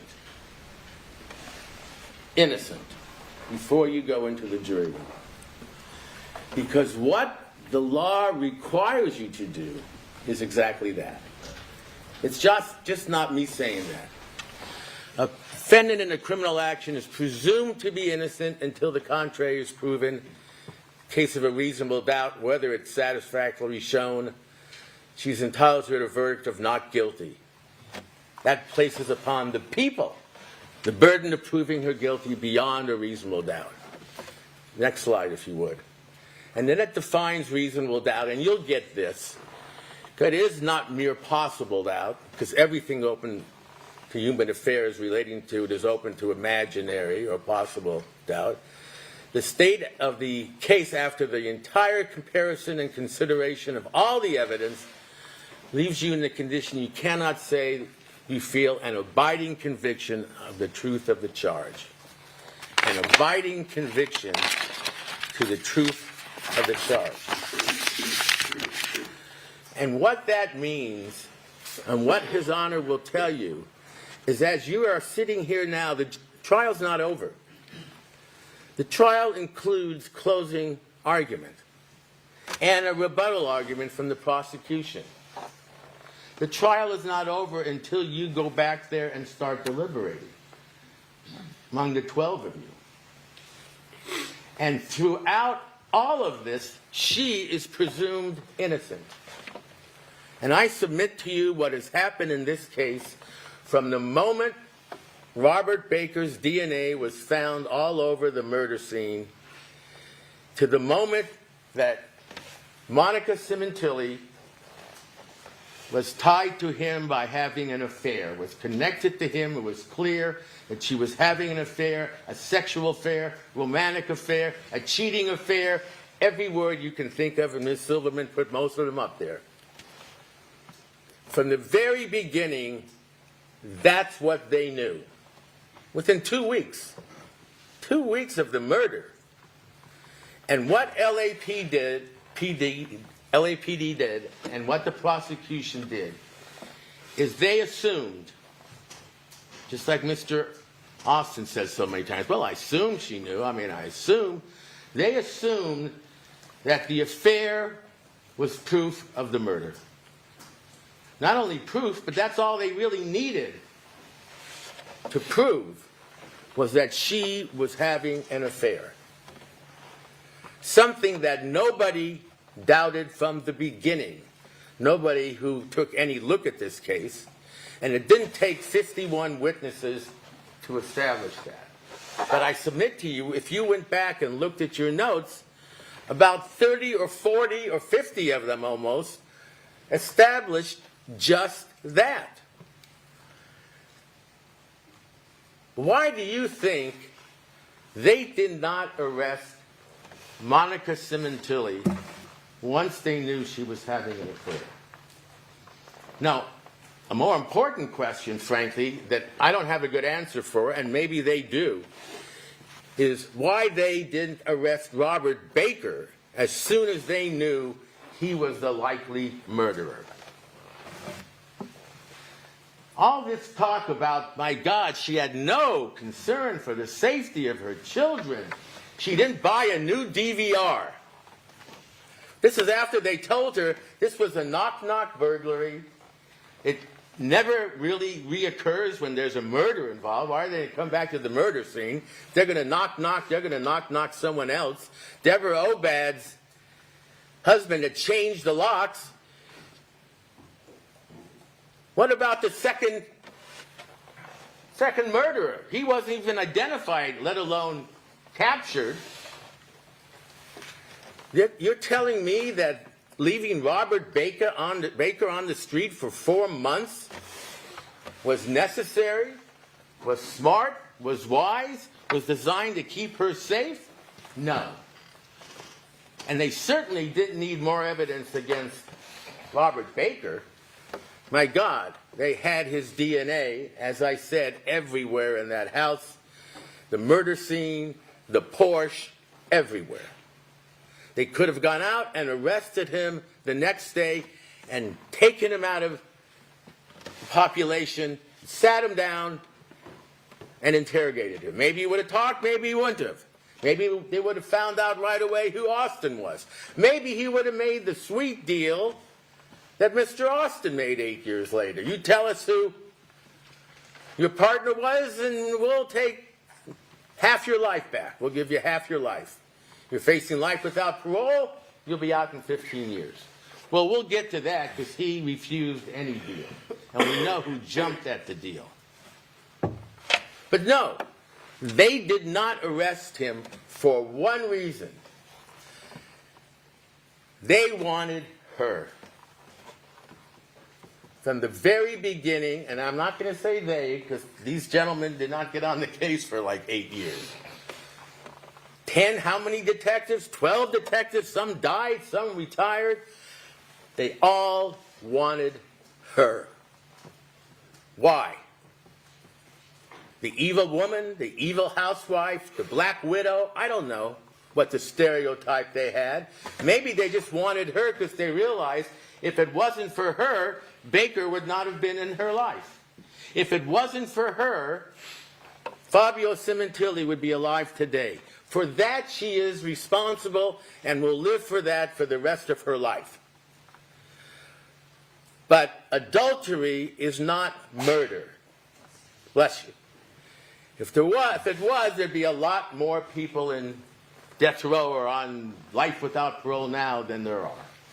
You know that, and I know that. And they knew that, at least LAPD, and they knew that, the prosecution. So, what did they do?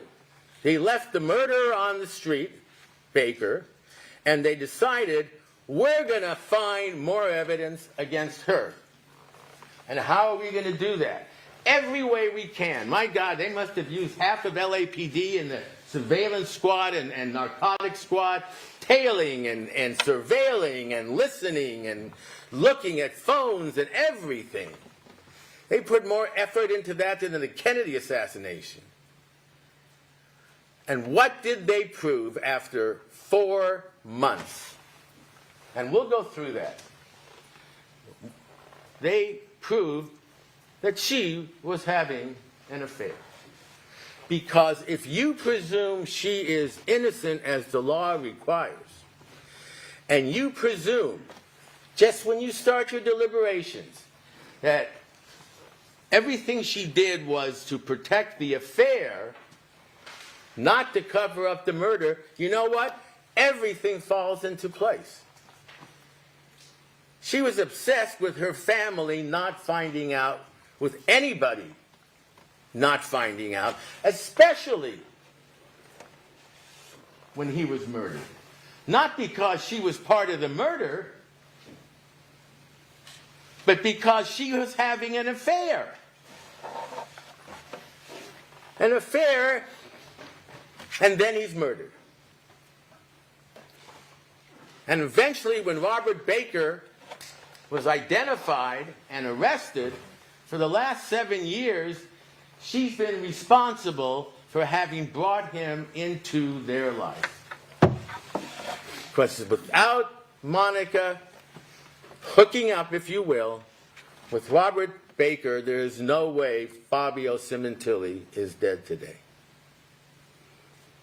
But she has paid dearly for that affair.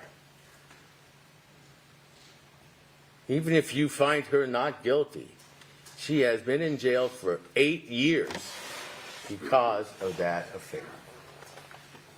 She is paid dearly. What you have to decide is if they have proven her guilty beyond a reasonable doubt. And that means when she covered up the phones and wanted to delete this and wanted to go, whatever she did, was it WhatsApp he put her on? Whatever the evidence was, that they went to the nightclub and she was dancing in Las Vegas and stripping and sending lurid, explicit, pornographic photos to her lover. Was it necessary to put all that on? Did you need that?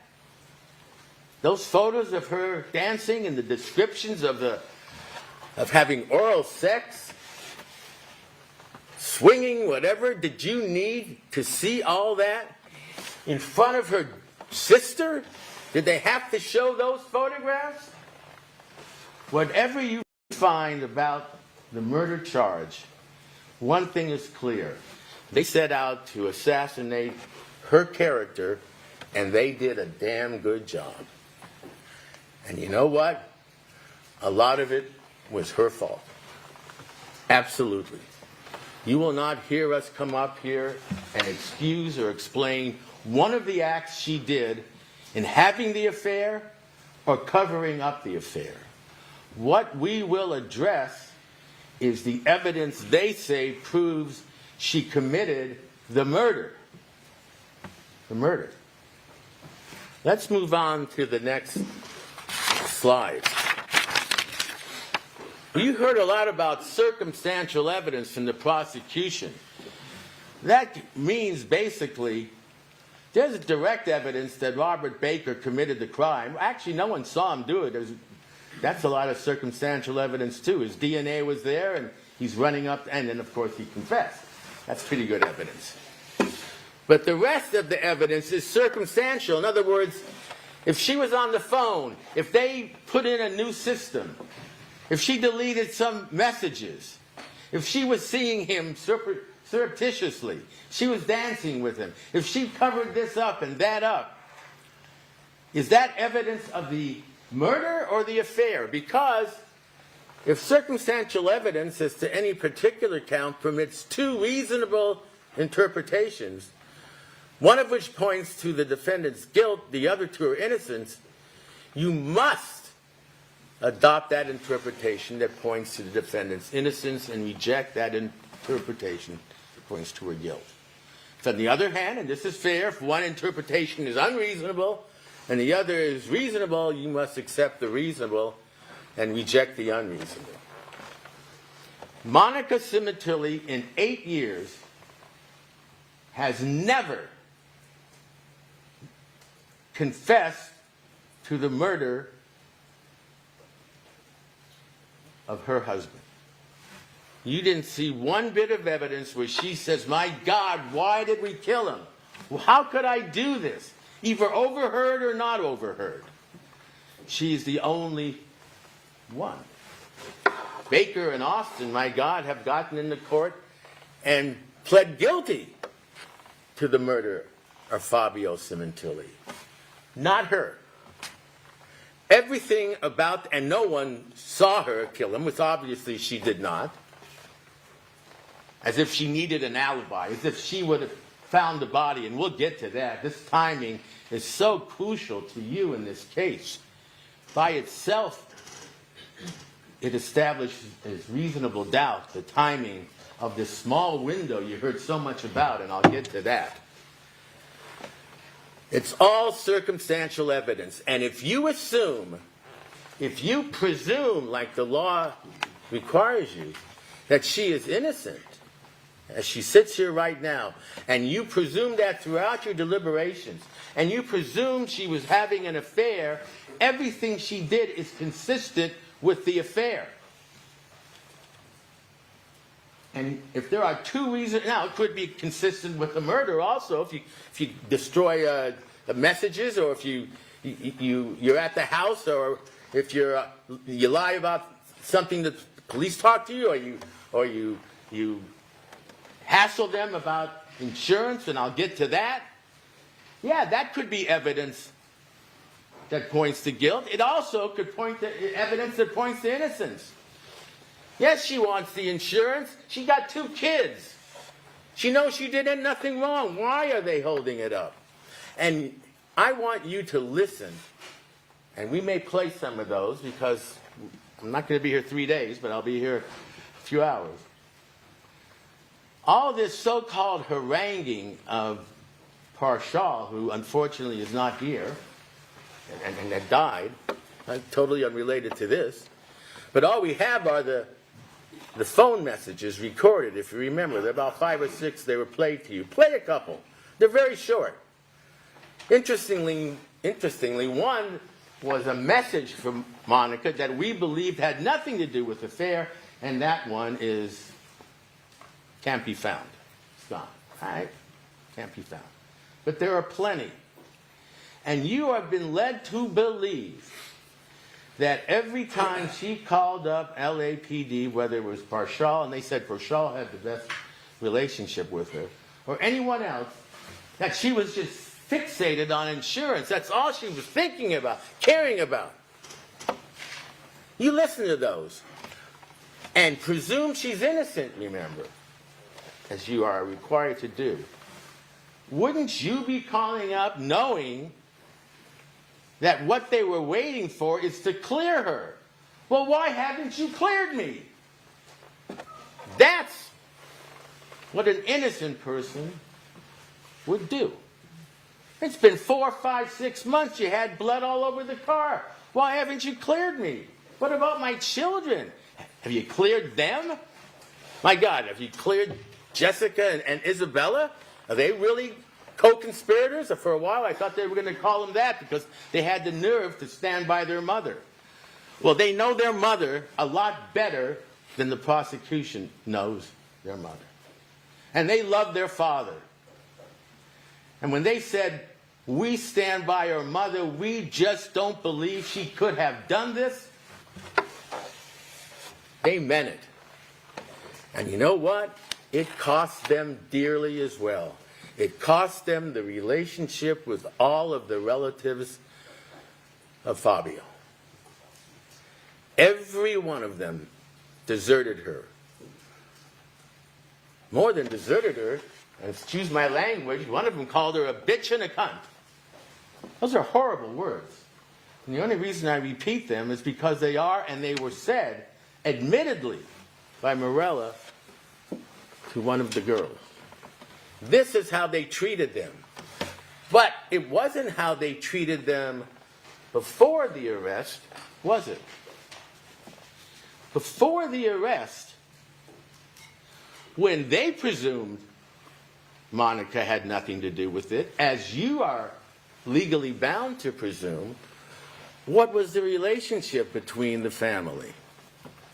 They were grieving together. They attended wakes together. They flew to Canada to honor him, and not every flight was paid for. Funeral, yes. Honoring him, no. The whole family was there. They were grieving together. They flew down. They helped out. They helped with food and lodging, and the girls lived, I think, for a while at Deborah Obad's. Everybody was helping out and feeling sorry for Monica and Jessica and Isabella, as well they should have. Did any of them, before the arrest, which was 4 months later, anyone from Wella, and you heard 5 or 6 witnesses, Henry Meyer, Eversbacher, Thor, Alicia, Truesdale, you heard several witnesses testify. And you heard several family members testify. And basically, if you just sat in this audience and you listened to them from the witness stand, you would have thought, my God, they must be right. This Monica was a real work of art. She didn't care. She was getting drunk. She was singing My Way. First time I have ever heard the song My Way criticized for being sung. And it was Fabio's favorite song.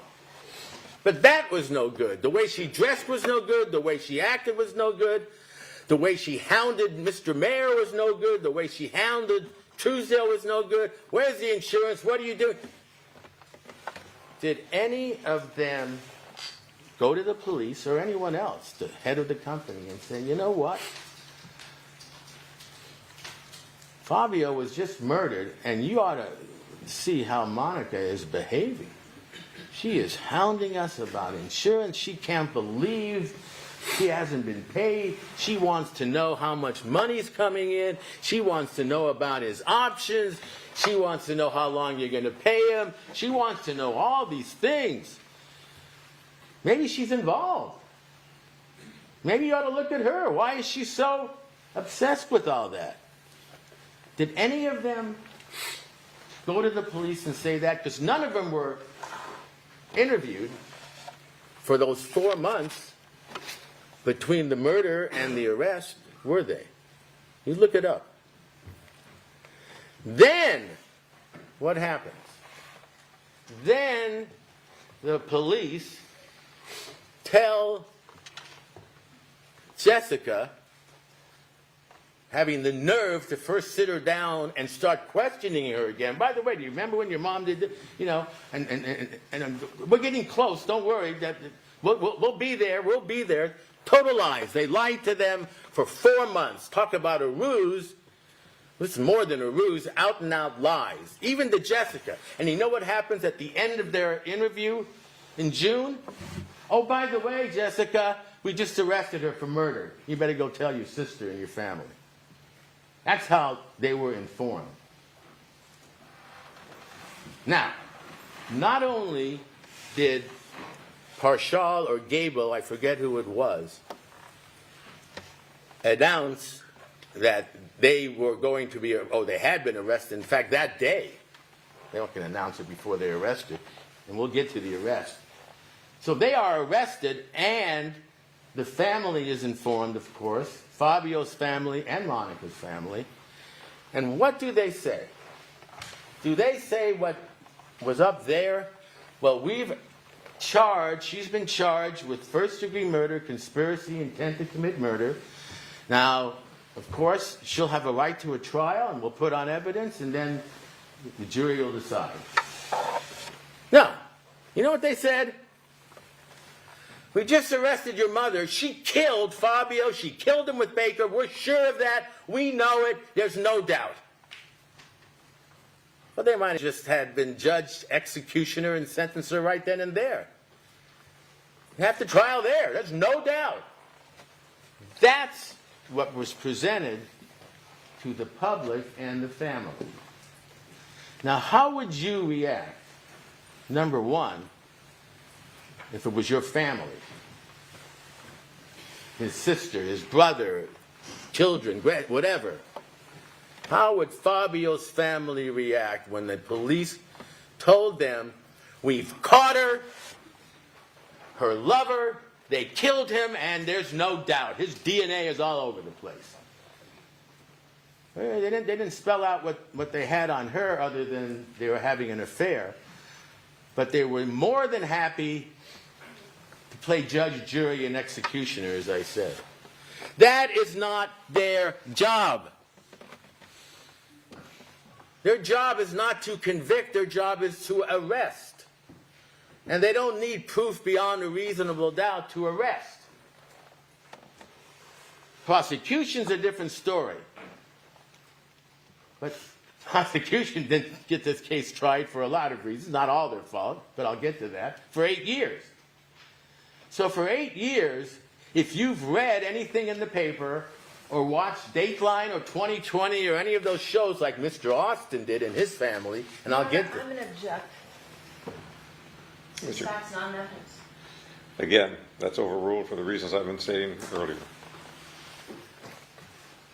I thought I heard that Mr. Austin and his mom and dad or whatever were watching all these crime shows. Okay? All right. Maybe they were different crime shows. But they were crime shows. That's how she knew Baker was arrested. And Monica. And we'll get to that. So if you are watching television or reading in the paper and they have a little paper clip of the actual story when the arrest took place, what are you going to assume? You know, when I open the paper and it says huge bust and I'm a criminal defense attorney and it says cartel arrested and so forth, yeah, I probably assume they got something on them. But I'm not a juror like you are. I can do that. The public can do that. The family can do that. You can't. But my point is, everything changed once they were told that Monica and her lover murdered Fabio. Only then were all these people interviewed. Only then, do we have that slide with what Luigi said? There's an interesting statement that Luigi testified to, and forgive me for jumping around, but I do that often with Mr. Babbage. And while he's looking for that, let me just tell you, what it basically says, and you'll see, is that once he learned that Monica killed Fabio with Baker, everything opened up. Here's what it is. That's Luigi's testimony from the trial of this terrible crime. There was something asked about this terrible crime, which indeed it was. Answer, right. Once you go back and start recollecting, it becomes very clear. The puzzle pieces fit together very easily. So at the time, no. But once I heard about the events in the case, you know, the clouds cleared and things started making sense again. What he's saying is, at the time of the murder, none of this made sense about Monica being involved. But once I heard about the events, their arrest, and the police saying they did it, there's no doubt, everything started to make sense again. And the problem is that none of these people from Wella or the family, or most of the other witnesses, were interviewed until after they knew or were told that Monica was guilty of killing her husband. Now, how would you look at things if it was your family and your Fabio? How would you look at things at Wella when it's clear they adored this man? And let me make it clear, you won't hear a negative word about Fabio Sementilli from this side, and I doubt from that side. If there's anything we all agree on, it's the kind of person he was. An employee rising up, beloved by everyone. Then they hear Monica had him killed with her lover, Baker. Oh, by the way, what do you recall about Monica making contact with you after the murder? Well, I got to tell you, she was rabid about that. Every time she called, it was insurance, insurance, insurance. She didn't even mention Fabio. My God, the cremation, you know, he shouldn't have been cremated. He should have been buried. That was a real problem. Oh, you should have seen the way Monica acted at the funeral, at the wake. My God, she was drinking too much. She wasn't dressed. She was my way. How inappropriate, one of them said. Everything, the clouds cleared and things started making sense. Thank you, Jeremy. All of a sudden, for the first time, we heard about lack of tears. We heard about he shouldn't have been cremated. We heard about My Way. We heard about replacing Bella's totaled Fiat and buying a Mustang.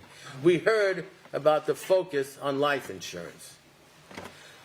That's when we started hearing about that, after they were told they had been arrested and Monica was guilty. If she had had tears, they would have been fake tears. Whatever she had done, it would have been wrong. Because you didn't hear about lack of tears except from Gable at the grand jury. No one who came to the house that night ever said, you know what? She wasn't crying. Well, some people cry and some don't. I cry in movies more than I cry over tragedies in the family. That's just me. Some said Bella was frozen. She didn't know how to react. Everyone who was asked the day of the murder and shortly thereafter, the police asking him said yes. She was heartbroken. She wore his sweatshirt for a week. She wanted to sleep in his bed that night. All of that is going to be turned around and made dirty. Because if you conclude, if you presume she was guilty, if you presume she is guilty, that everything she did is going to look bad. It's going to look not kosher. Something's wrong. But if you look at her as the law requires and presume for the purposes of the short time you have left, which is now hearing to me, listening to me, and I thank you for that. You have no choice, but I thank you for that. Because this is still part of the trial. If you presume she is innocent when you go back there, just look at the evidence from the prism of she is innocent and had nothing to do with the murder. And then you'll see that asking about the insurance was not that crazy, because it also was acting about, when are you going to find out who did this? And about her financial issues, you're going to realize she didn't know that Wella was going to give him 6 months' salary and take care of the hospital and medical and forgive the car loan. She didn't know that originally, when she's supposed to be obsessed with insurance in the beginning. Well, yeah, if your husband suddenly dies and you know he has insurance and you know it's for the kids, remember, half of that money, almost half, maybe a little less, was going to the children. Some was going to Luigi. Monica wanted Luigi to know that he had a separate policy that was going to protect his college education. All of that now becomes dirty. And everything she did in terms of having the affair with Baker was made even more dirty. It was made slutty. She was made into a whore. What did they uncover with all those surveillance? Imagine the manpower and the cost to go around surveilling and tracking their cars and where they went for 4 months. What have they found? She kissed a bouncer. They went to nightclubs. She didn't come home every night when she should have. If that was a crime, my mom would have been in jail. Everyone's had nights when you're 16, 17, 18, and mom and dad are supposed to be home at 10 and they come in at 12. Okay. It's not cool. It's not good. It doesn't make him a murderer. And what did you see? You saw text messages over a 4-month period for 3 nights. One of them when Jessica was saying, hey, take it easy, Bella. You were going out too. Was it good for her? Was it the right thing to do for her to continue her affair with Robert Baker after Fabio was killed? That's an easy question. Of course not. But they had been having the affair for a year before then. And whatever it was in her psyche or her marriage or her upbringing or her sexual desires, I can't tell you. I'm not a psychiatrist. But I can tell you this, that none of that makes you a murderer. And the worse they try to make her look, the more you should ask yourself, why? Why? I mean, I had all this evidence. She did it, this forensic evidence. We will go through every one of the forensic evidence. We will show you when they say Monica only contacted Baker when she was eventually cleared. They said, another ruse. Everything that police did in this case was a lie. Okay, they told you why, but it was. It wasn't true that Monica first told Baker. 2 nights before, he told his family. She was there for a graduation. She got an email 2 days before saying, we're close. The letter's going to be written. You're going to be cleared. They celebrated. She and Anna and her family. 2 days later, she gets the final email. You have been cleared. Yes, she lets Baker know. It's her lover. What? She's going to let him know. I mean, I guess the next day they were supposed to fly off to Italy in a plane and buy half the real estate in Las Vegas.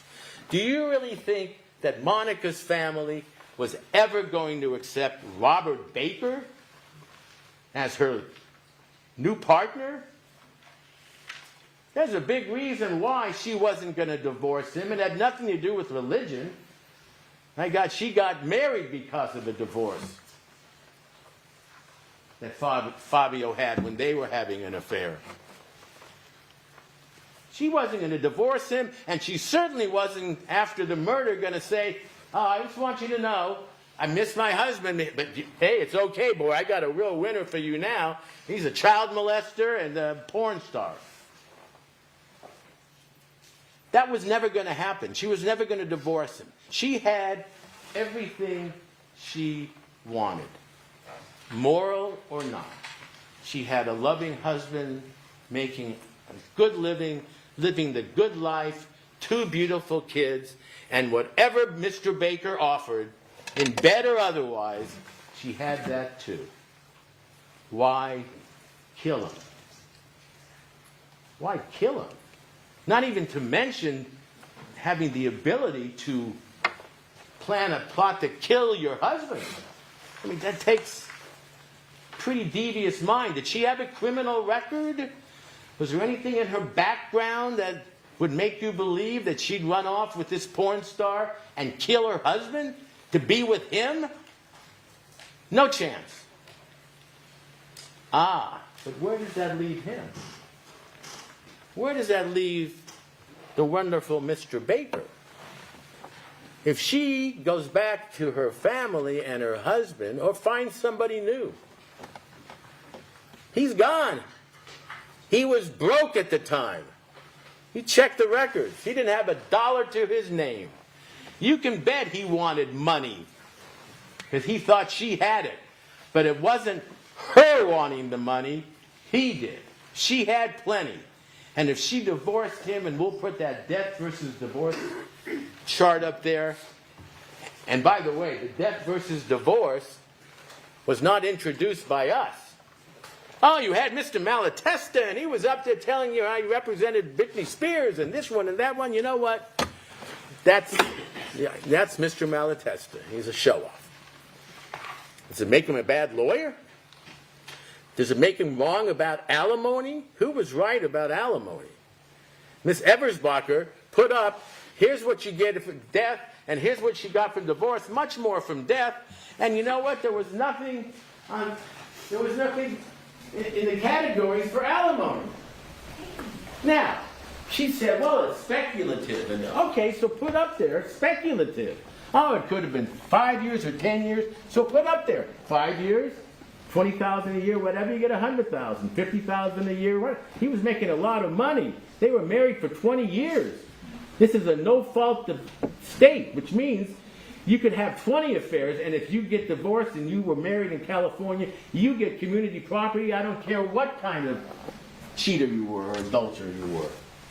It's not even up there. Then they put up there for the P&G stock options $935,000. So she knew if she had him killed, she'd get $935,000. That is BS. That is so false, it's hard even to discuss it. She took the amount that the options were worth in 2023, 2024, 7 years later, and the only reason they were exercised is because Mr. Rubin, the administrator of the estate who was chosen by Luigi, got a letter from Procter & Gamble saying, you got options here. You don't exercise them, you're going to lose them. So he exercised them. $935,000. And that was Monica's planning? She'd been rotting in jail for 7 years. You don't think she could have used some of the money from the options? At least to pay her lawyer. It's a joke. Yes. This is a good time to break. Let's take our lunch and recess until 1:30. The admin applies and discuss this case among yourselves. If anyone else would form or express any opinion to the cause, it's when I submit it to you. Have a good lunch. See you at 1:30.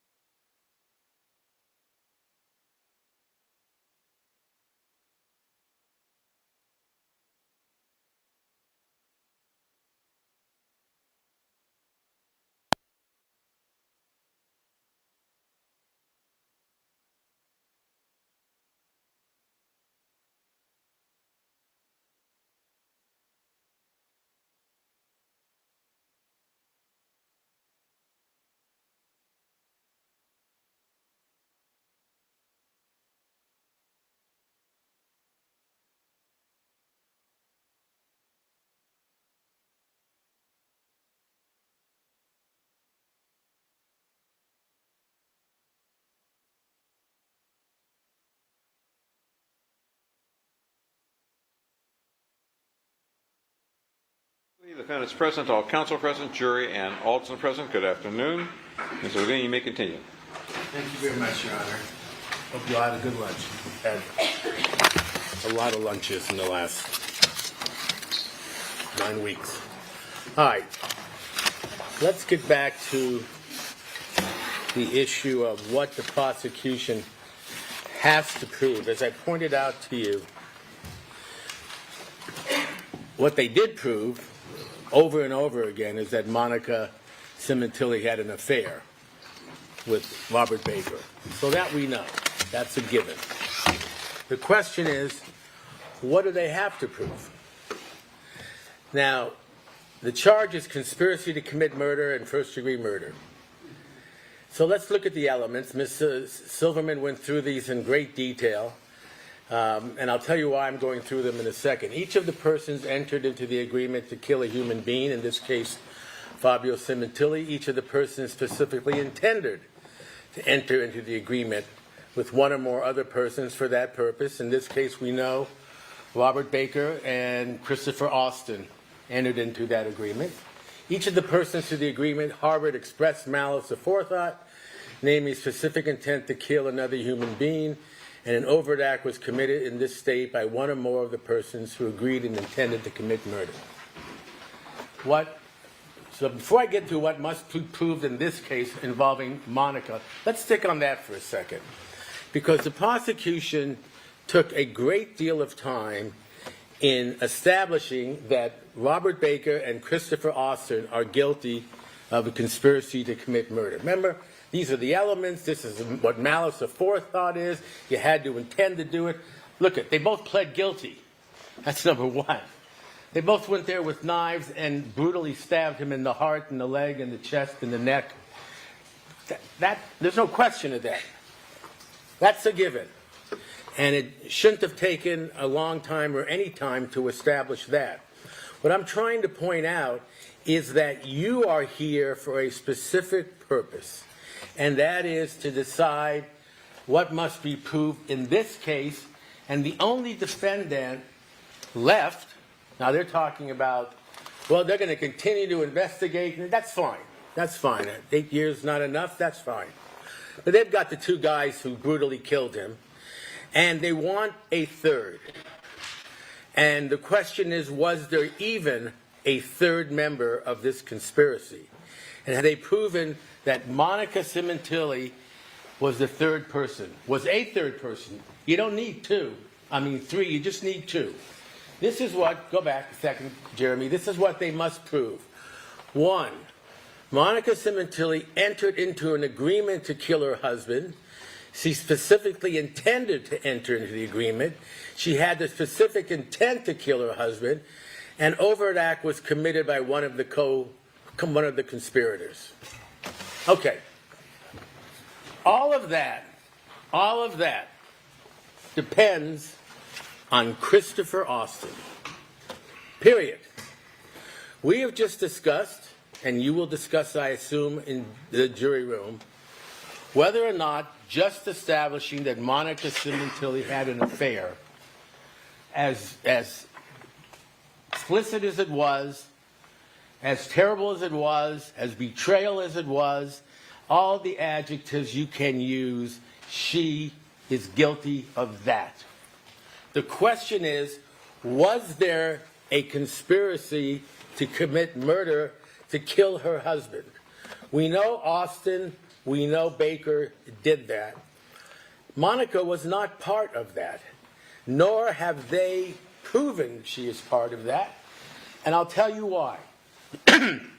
Ms. Silverman said, you know, the evidence is so strong, you could even throw Christopher Austin out of the case and she'd still be guilty. Really? Really? They took, what has always bothered me about this case and about the testimony of Christopher Austin is that he got the deal of a lifetime, literally cutting the time that he was going to serve had he been convicted of what Baker was convicted of, intentional premeditated first-degree murder with special circumstances, life without the possibility of parole. Now he can be out in 15 years. It's a long time, but he's still a young man. How old is Mr. Austin now? 40s, I believe. So let's say he gets out in 55, 60. For the rest, has the rest of his life ahead of him. I don't know about you, I don't know about His Honor, but that's looking pretty good, the age of 60, having the rest of your life ahead of you, where I'm looking at. And it sure is looking good and looks good for Mr. Austin. And he made it clear. All he wanted was to be back with his family and his daughter. Now, he was presented and described a lot more sympathetically than I thought he should have been. Oh yeah, you know, I'm ashamed. I was thinking of committing suicide. He was so thinking of committing suicide that he went out, found a woman, married a woman, had a daughter, has a life. He was so intent on committing suicide, he got several jobs in law enforcement, the parole office.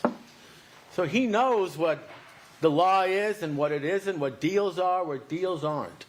He went about his life because Mr. Baker said, I will protect you. Trust me. Trust me. And Mr. Baker did. Whatever you can say about him, and there's not much, he is paying under the law for what he did. He entered a plea to the charges open. That means no deal, in front of His Honor, knowing what he was going to get, life without the possibility of parole, and indeed he got it. And don't let the prosecutor say again, well, she can say it. Don't you believe for a second that when he entered that plea, he was admitting that Monica Sementilli was involved? Oh yeah, the original charge is conspiracy to commit murder with Monica Sementilli. They didn't have Christopher Austin there yet when Baker was first charged. Remember, he was charged in 2017. Not Austin wasn't until 2024. The reason Christopher Austin entered a plea was because he had nothing else to do. And the reason Baker entered a plea is because he was not required to say under oath when he entered his plea and was sentenced that Monica Sementilli was part of the conspiracy. We have that plea transcript in the record. Very nice court reporter like the one here took down every word.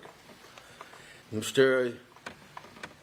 Baker, you understand the charge? Yes. Are you giving up your right to a trial? Yes. You have an attorney? Yes. Have you been told all your possible defenses? All the things that this great country requires be done in every criminal case, whether you're pleading guilty to petty theft or first-degree murder. And he waived all his rights. He knew what the sentence could be. He knew what it was going to be. Now, not once, when the prosecutor was taking the plea, that means, Mr. Baker, do you understand, as I just said? All she had to do was to say to him, and do you admit that when you committed this crime of conspiracy to commit murder, you did it with Monica Sementilli? Never said it. The judge could have asked at the request of the people, do you understand when you enter your plea to conspiracy to commit murder, you're entering a plea with conspiracy with Monica Sementilli to commit murder? Never asked. His plea was just as acceptable if his conspiracy was with Christopher Austin. And it was. Now, why didn't they ask Mr. Baker, who was asking for no deal, do you admit that you committed this crime with the intent to kill Fabio Sementilli, and you conspired with and carried it out with Monica Sementilli? Why didn't they ask that? I submit to you because his answer would have been no. Now, they could have refused to take his plea. They could have taken his plea. That states the law. That's sustained. All right, let's go back. That's fair. He was able to enter the plea without naming Monica Sementilli as his co-conspirator. But why wouldn't he do that? Why couldn't he have been asked that? He was taking the complete sentence. If he didn't enter his plea, he could go to trial, and the worst he would have gotten is first-degree murder, the same sentence, life without parole. He told you he could have gotten a deal according to his lawyer, and the prosecution never called his lawyer, which they could have for that purpose only, and say, did you in fact tell him you thought you could get him the same thing Mr. Austin ended up getting, which was second-degree murder, 15 to life? They didn't do that. He could have gotten the same deal. And I submit to you, he did not, because it wasn't true. Now, do I think Mr. Baker is a modicum of honesty and so forth? No, of course not. Of course not. And it had been 2 or 3 years since Monica Sementilli had anything to do with him. If you remember, all the things you heard happened in 2018-19. She finally broke it totally off. And I submit to you, because it was clear at that point that he killed her husband. So he enters the plea, as we know, and we go to see him. I'll get back to Mr. Austin in a second. And we go to see him. Why? Because now that he has entered a plea and been sentenced to life without parole, he no longer has a Fifth Amendment right. He can't say, I don't want to answer the question because it will incriminate me. Of course it incriminates him. He admitted to murder. We needed to know what the truth was about what happened that day, that week, as long as this was going on. So yes, we did our job. We first asked permission, as you know, of the court and of Mr. Baker's attorney, permission to go and visit with him the county jail and to ask him what the hell happened. He could have said anything he wanted at that point. But what he said, and what he said under oath, which he said meant something to him, you can believe that or not, but I'll get to that, was that she had nothing to do with it. And you know what else he said originally? He wouldn't tell us who the second person was. And when he did tell us who he said the second person was, it was clearly, as the prosecutor said, pure trash. Some guy named Jay Bird, he met at a basketball game and he just took him with him. Baloney. So, prosecutor's right. We went to see him 5, 10, 12 times because we were not going to put him on that stand to testify in this case unless we believed he was telling the truth about everything. Now, I'm sure he didn't, but the main things he did. He conspired with Austin to commit the murder, and Monica had nothing to do with it. But he would not name Christopher Austin. If you remember, for what it's worth, and apparently there is honor among thieves at some point, he did not want to snitch out Mr. Austin. He did not want what they call a snitch jacket on his record when he went up to state prison. Snitches are not too popular, as you can imagine, either in state prison or on The Sopranos. So the last thing he wanted to do was tell anyone who the second person was. So he made up this story. What changed that? Finally, after 8 years, and we'll get into at some point what happened during those 8 years, and you can determine it was incompetence by the police.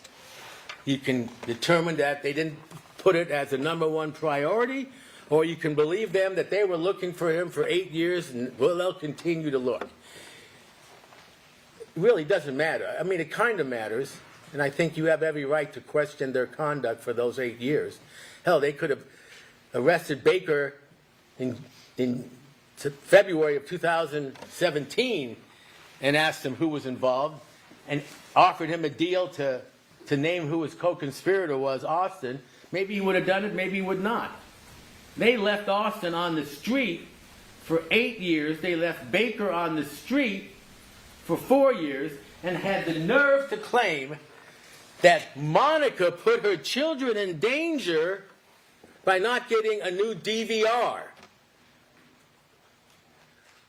Her children were in danger because there was no guarantee Baker wouldn't go after them. They were witnesses to some of the things. There was certainly no certainty that Austin, who was still loose, would not go after Monica or whatever, or the kids, or who knows. They were all in danger. It didn't matter. It did not matter. I shouldn't say that. It wouldn't matter to LAPD if Monica or the kids were roughed up or killed. But I'll tell you what did matter more. Monica. For some reason, and Ms. Silverman can explain it or not, beyond just wanting to catch murderers who are responsible for murder, they wanted her. And that's why they spent those 4 months trying to find anything they could, anything, and found nothing more than lurid conduct, which they were more than happy to put up on the screen and up on the Elmo and testify to. And that was it. They knew about Austin. They knew he had flown down. They knew from the records that he had had all these phone calls with Baker back and forth. And by the way, not one phone call between Austin and Monica. Not one. And I submit to you, if you look at the evidence carefully, you will find that the only time she met him was at the gym when he was introduced to her by Baker as one of his girls, and he had plenty of girls. All right. So Austin is remaining free for all those years. It's funny, he claims that his mother or someone in the family had seen on some crime show that Baker was arrested. Okay, probably true. And acts like, I asked him, well, did you hear that Monica was too? Well, no, I'd never heard the name Monica. He didn't even know Monica's name before they went up to see him 8 years later. He had no idea who she was. He had no idea what was going on. All he knew was that finally, after 8 years, and it wasn't Baker's fault. He didn't snitch out on him, remember. LAPD finally got around to sending, 12 people up there in 2024? And they got the permission to do a Perkins. They couldn't have gotten a Perkins done in 2021, 22, 23, 24. Had his DNA. There's all sorts of reasons, and you've heard them. None of them are that good, because once they went up there and put him in a cell with a supposed co-suspect, someone who was in jail for another reason, and that's what a Perkins operation is, you stick in an LAPD officer, and they are good, and he was very good. And you have a transcript of what that interview was. We have gone through it at least. And he was very good. And what did he do as soon as Mr. Austin got in the cell with him? He basically said, and I kid you not, you can't make this stuff up. If you want to get out of here, you got to get the bitch. You got to get the third one. She's on trial. I don't care if you have to change your story or not. It's right there in black and white. Really? I don't care if you have to change your story. I don't care if you have to tell the truth. I don't care if you have to lie, is what they're saying. First in, first out. And he says it over and over and over again. And you remember the cross-examination that I conducted with him, and I finally said, why don't you cut all the bullshit and just tell us what happened? I remember saying that, which probably was not the proper thing to say. But it got ridiculous, what he was being told by an LAPD officer. Your ticket out of here is to name Monica Sementilli as your co-conspirator. Now, why did they want that so bad that they ended up giving him that deal? Half or more of his life back with his wife and his daughter if he just says what they want to. I had an attorney friend of mine once who did an example, and I'll do it with you. This is a dollar bill. If I took this dollar bill and gave it to Mr. Austin or one of you to testify in a way that I thought was favorable to my client, I could be charged with bribery, lose my license, whatever. And I should, if I offered money to Austin or anyone else. They can offer Mr. Austin his life back in exchange for his testimony, and that is just fine. That is just fine. And that's exactly what they did. If they could have if they want you to throw away Mr. Austin's testimony, in other words, decide this case and pretend he wasn't a witness or you heard anything about him because they're trying to show how strong the other evidence was, why did they do it? They took a cold-blooded murderer, and I don't care how he looked and acted on the stand. If you look at this case as closely as we have for all these years, and you can do that because you've sat through 9 weeks of evidence, then you will conclude one thing. Without Christopher Austin, Fabio Sementilli is alive today. There is no way that Robert Baker, 5'7" of him, I don't care what kind of porn star he is, was going to be able to overpower Fabio Sementilli. And a lot of questioning was directed to that. I'm sure the family was wondering about that. He was big. He was strong. How could this have happened? No defensive wounds? Fighting back? That wasn't the Fabio Sementilli that was described to you, nor do I think that was Fabio Sementilli. There's no way he's sitting in that chair on the patio with two men coming at him and not fighting back. And if it had been one, like Mr. Baker alone, or had it been one the night before when Mr. Austin says he was going to do it and then chickened out, thank God, didn't matter though, next day. Without Austin with him, he doesn't overpower Fabio.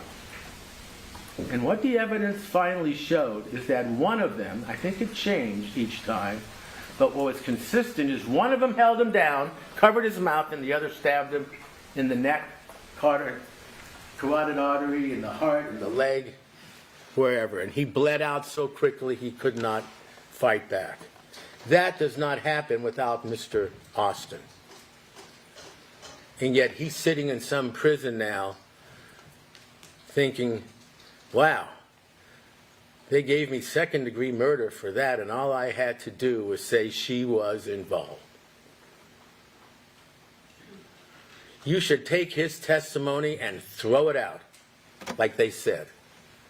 But if you do that, you will find, as we will go through the rest of this closing argument, that all the other evidence was circumstantial, as we said. And all of the other evidence in apps and crypts and deleting and all this was just as consistent with Monica trying to cover up the affair as it would be with Monica trying to cover up a murder. If she was so smart, so conniving, and Baker was too, although the prosecutor called him dumb, and yeah, he was dumb. He was streetwise dumb. He was dumb enough to convince 5 women to marry him, have sex and live with a 14-year-old and basically marry her when she got older. He had something. Wasn't good, wasn't healthy, but he had something that enabled him to control people. But without Austin, all they had was this circumstantial evidence that looks good after you tell the witnesses she did it ahead of time, just the opposite of what you're going to do, which is presume she's innocent and then decide, not presume she's guilty and try to fit all the evidence into that.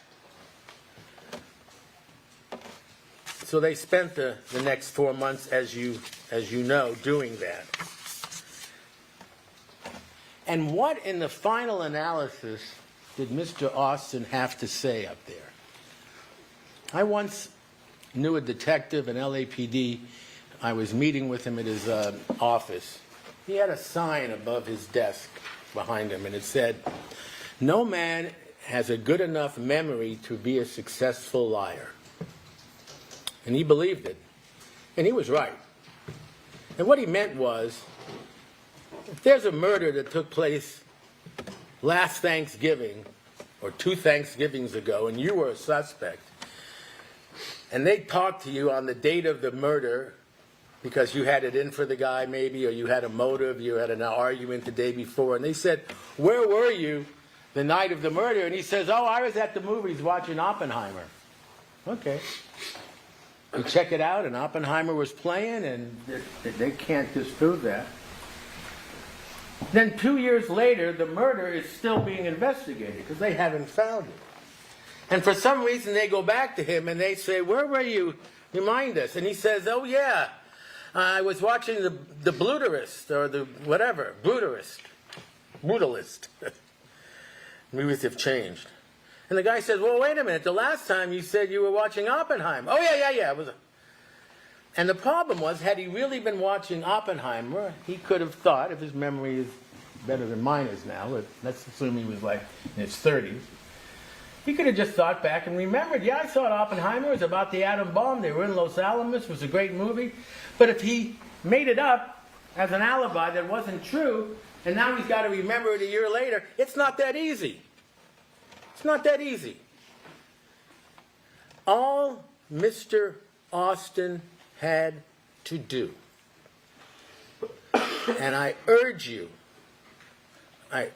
to play the tape recording of his, quote, proffer. You know what a proffer is. So Mr. Austin, when he was up in Vancouver and confessed to the murder, if you remember, but he would not say that Monica was involved. In fact, what he said was, "I don't even remember that bitch. I don't even remember her name.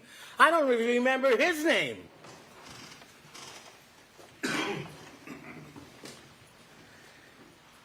And at some point, and it's in the record because there was cross-examination by Ms. Stagel and Ms. Burke, he asks the DA who flies up there. Ms. Stagel flies up there. And he basically says, "If I tell you what you want to hear, will I go home today?" And honestly, because she's honest and ethical, and she couldn't say yes, she said no. And he said, "Fine, I want to see a lawyer." Now, they brought him down to L.A., and what did they do? He was clearly guilty of first-degree murder, conspiracy to commit first-degree murder. They charged him with second-degree murder. He was charged with second-degree murder before he had the deal. They got permission to do that. How? He should have been charged with first-degree murder and then if you testify truthfully, we'll consider giving you second degree. No, it was, you've got second degree. All you've got to do, there was 2 words up there. Can we find the, there it is. Oh, he's good. The district attorney, Miss Silverman, and Miss Stagel was there, and one of the detectives. They made it clear to him and Mr. Aval, who was a very good lawyer. I mean, his job is to defend his client to the best of his ability. His job is not to do anything other than help his client. And his client was Christopher Austin. So Austin was told up front. Now, he got to meet with his attorney before and after the proffer, and you can imagine what happened there. But he was told, you will get the offer, the deal, second degree, 15 to life, where you're out in 15 years as opposed to life without parole. But you've got to be truthful. Okay, that's fair. And the evidence has to be valuable. What, $10? Worth $20? Worth $100? No. You know what valuable meant then and what it means now. It had to be valuable to our case. And the only thing we don't have in our case, Mr. Aval clearly knew, his lawyer, was the connection to the conspiracy of Monica Sementilli. All they had was circumstantial evidence, meaning she was having an affair. And she was communicating with them all the time on Viber and WhatsApp. And when we get down to the specifics of the case and the evidence, you will see that she was no more communicating with him back and forth with Baker in January of 2016 when the affair started. And there was no idea at that point to murder anyone, let alone Fabio. And it was the same amount of time that she was doing it in January of 2017. And they wanted you to believe, oh my God, look how many calls they had back and forth, right around the time of the murder, and it was the same amount of calls they've been having throughout their affair. Even long before anyone claimed, even the prosecution, that there was a plot to kill Fabio Sementilli. So how does Mr. Austin give them valuable evidence? Well, he meets with his lawyer meets with the prosecution. Somehow the prosecution's convinced that he can do it because they go on with the proffer. The proffer is simply, we're going to interview you with a tape recording and a camera, which is fine. And he made a big deal. Why did Mr. Dawson do that? Well, I'll get to that, because he wasn't allowed to. Oh, he could have gotten a court order. Did you hear the prosecution put on any evidence that the court could have ordered them to have us tape record our interviews with Mr. Baker? No, that's a separate issue. This was tape recorded. I urge you to play some or all of it. You got the transcript of it. And now it's clear, and they tell him, we're going to interview you, and you've got to be truthful and valuable. Well, valuable meant you have got to connect Monica Sementilli to Robert Baker and this conspiracy. Now, how do you do that if it's not true? And I submit to you, it's not true, and it's not been proven true, and it won't be proven true. And she is not guilty because of it. Guilty of a lot of things, but not that. Well, I guess he could make up that I met with her. First he tried to make up that he met with her in Las Vegas. And you remember, and then he couldn't get it straight. And finally, all they could show is that he was in Las Vegas at the same time that Baker was in Las Vegas with Monica. But they never put them together. I don't know how many Las Vegas police officers they had roaming the elevators. Hell, they probably had cameras in the elevators, just trying to show them together. You know what you got up on the screen? My team is, I know, is mad at me because I have all these slides, and we'll get to them at some point. We put a lot of lot of effort into it. But I prefer just talking to you first. You know what they showed? They showed a video of Monica checking in at the lobby. There was no, with Baker, there was no Austin around. They didn't have one shred of evidence that he had met Monica in Las Vegas. And if you listen to that proffer, they try to get there so many different ways, and finally they got to accept the fact he can't say that. Because it's not true. He can't remember that. It's hard to remember things that aren't true, like that police officer said. So we give up with that. Then they supposedly conspired in December, and they showed him a knife, and a big knife, to see if he was going to back away or not. And then they talked about, oh, let's use a gun, or should we use a knife, or But all of this likely happened between Austin and Baker. I mean, that's true. We know they conspired. They ended up going up there and killing the guy. And maybe Birdsong was involved, maybe he wasn't. Another mysterious figure out here. He didn't testify. Okay. So you're left with Austin. Austin and Baker. Baker testified, Austin, and he did it. Monica had nothing to do with it. So they're stuck with Austin. You know what they end up with? And they basically tell him what to say with leading questions.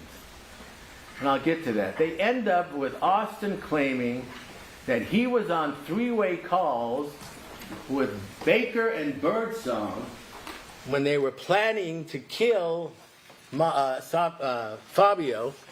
And during the calls, Baker said, and you know what? Monica wants him dead. That's all he has to add. And I remember he called up another time and said, Monica says we can do it now. Monica says this. Monica says that. He never spoke to Monica once. He met her once at gym. But all he has to do is take what Baker likely said to him with Birdsong, which is, how do you think we ought to do it? When, how, what, where. And all he has to add is, and Baker said Monica wanted it done. Period. You will see that the prosecution has not introduced, among all their experts and all their records, any evidence that Baker and Birdsong and Austin had a three-way call, let alone Baker, Austin, and Monica. Not even Austin says that. Where are all these three-way calls? You ask the prosecution, you can't ask them, but they have a chance to respond to me. Where's the evidence of three-way calls between Austin, Baker, and Birdsong? And you know what happened?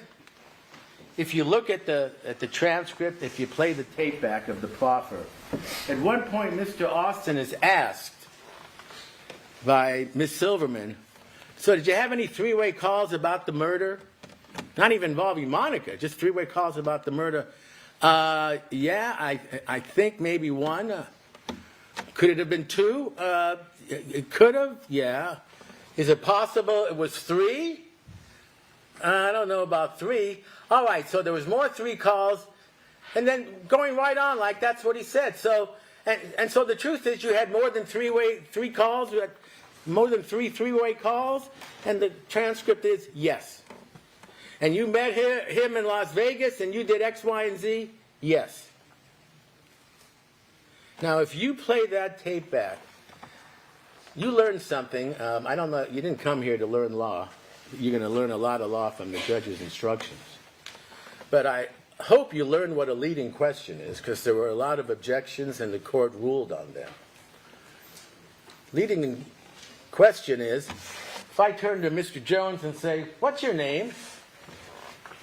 Well, he's going to tell me, I would think, Tom Jones. He could tell me anything else, I guess, Wayne Newton or something. I'm really dating myself.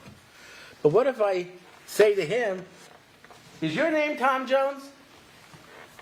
All he's got to do is say yes. And if he thinks that I want to hear yeah, he says yes. He doesn't even have to know. Were you did you conspire with so-and-so on this date to kill Monica Sementilli by getting Fabio alone in the house? Yes. But if I say to him, what happened between you and Baker? He's got to think, Monica was... He can't make that up. He doesn't have to. If you look at that proffer, you just ask yourself, how many times have they said to Mr. Austin, Ms. Stagel did too, sometimes interrupted. All right, you tell us what happened. He doesn't know shit. Until they say, and what happened is you had a three-way call and then Baker said that they needed Monica dead, and isn't that right? And he says yes. I guarantee you 90% of his answers are yes. Not what happened, but yes. And one time he couldn't even get that right. As I said, did you have him? How many three-way calls? One, maybe. Well, okay, that's the answer, right? One, maybe. Why does the next question have to be? Could it have been two? Because they want a conspiracy going on. One call's not really good enough. Well, maybe. Could it have been three? Oh yeah, it could have been possibly three. And at some point, Mr. Aval says, it's right there in black and white, would you mind if I had a private conversation with my client? Because he's not saying yes enough. He's not saying what they need to hear. And what they need to hear is that she was an active part, a knowing part of the conspiracy. Because they can't prove it without. And if they say they could, then ask them again. Why did you give this guy the deal of the century if you could prove it without him? Prove it without him, get her convicted, and convict him of what he did. Which, as I said to you, was the brutal murder of Fabio Sementilli, which doesn't happen. He didn't have to stab him, but he did. And then got up there and said, I'm ashamed of it, as he took the blood money and collected the gold coins. So Mr. Aval, getting back to the record, may I speak with my client secretly or in private? Private. Of course, which that's fair. He goes, and then the record shows a half hour later they're back in front of the DA. And at that point, it's when Ms. Silverman says to him, now you listen to me. You're here for a reason. You're going to tell the truth. Yeah. If the truth was that she had nothing to do with it, that ain't valuable. I guarantee you he's in prison for the rest of his life. So you better start telling us the truth. Because I'm not wasting my time with you. It's right there. I've walked out of proffers before, she says. I've walked out of them, meaning I've had people come in here and want a deal and they don't say what we expect them to say. I'm not saying that she's asking him to lie. I'm saying that his attorney told him ahead of time what to say and he couldn't remember because it wasn't true. And after that little speech, then he starts answering a little better. But he is all over the place. How many knives did you have? We went to Walmart. The day of, he talks about the night before, and I'll get to that. All right, you went to Walmart. Why? Baker had to buy a knife. I thought Baker had a knife. Yeah, he had a knife. What kind? Oh, it was how many hunting knives did they describe? I got mixed up. Hunting knife with this and that. Everything was a hunting knife. So what happened? Well, he had to buy another knife. Okay. So we went to Walmart and he bought a knife. Fine. Then Miss Silverman digs up a knife with a serrated edge that was found in the Mustang that Mr. Baker and Monica Sementilli were in when they were arrested. Wow. Knife in the car? June 2017? Boom. Murder weapon, we'll take it to the coroner, we'll show it to him, he'll say, Yeah, this could have been used as the knife that killed him. Wow, we found the murder weapon. It wasn't even close. Because Miss Detective Gable, a year later, well, not even a year later, at the time, I believe, testified at the grand jury, which was weeks after the arrest, did you ever recover the murder weapon? And he says, no.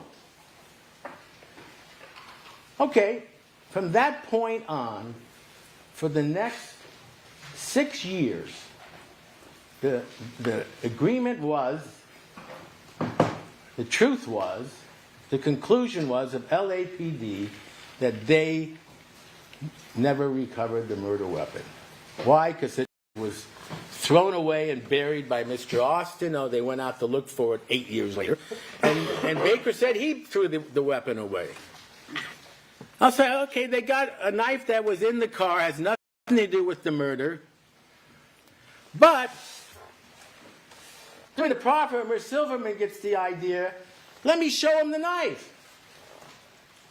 The knife we know was not used, according to Detective Gable. And what does he say? Yeah, that's the knife, and that's it. Bullshit. I'm sorry. That was no more the knife than a little nail file was the knife. But now he's got a problem. Where'd that knife come from? You said they only bought one knife at Walmart. Oh, no, they bought 2 knives. Read it. You can't make this stuff up. Now it's 2 knives they bought. And for the prosecution, that's just fine. That is just fine. So he goes on with his proffer, and he says nothing more than Baker told him on the phone that Monica told him that she wanted him dead and was doing it for insurance money. That's all he's got to say. Baker denies that happened, that she was ever involved. So what? You're going to believe Austin over Baker, right? I'm not sure why you would. I'm not sure why you would believe either one of them. They're 2 murderers. But one of them is doing the rest of his life in state prison without parole. That's where he belongs. The other one will be on the streets in 15 years when he's in his 50s. That's where he does not belong. The only difference is one of them was willing to say she was involved and the other one wasn't. That's the only difference. And when they say to you, take Mr. Austin out of the case, ignore his testimony, throw it away, we've convicted her anyway, you try that. You do that. You should do that. You're going to get a jury instruction from His Honor that says, among the things you can consider in determining whether someone is credible or truthful or not, is whether he was offered any leniency in exchange for his testimony. Well, as I explained to you, he wasn't offered leniency, he was offered years. He jumped at it. How many different stories did he tell you about the gold coins? He said at trial, it was never from the safe. He never got it from the safe.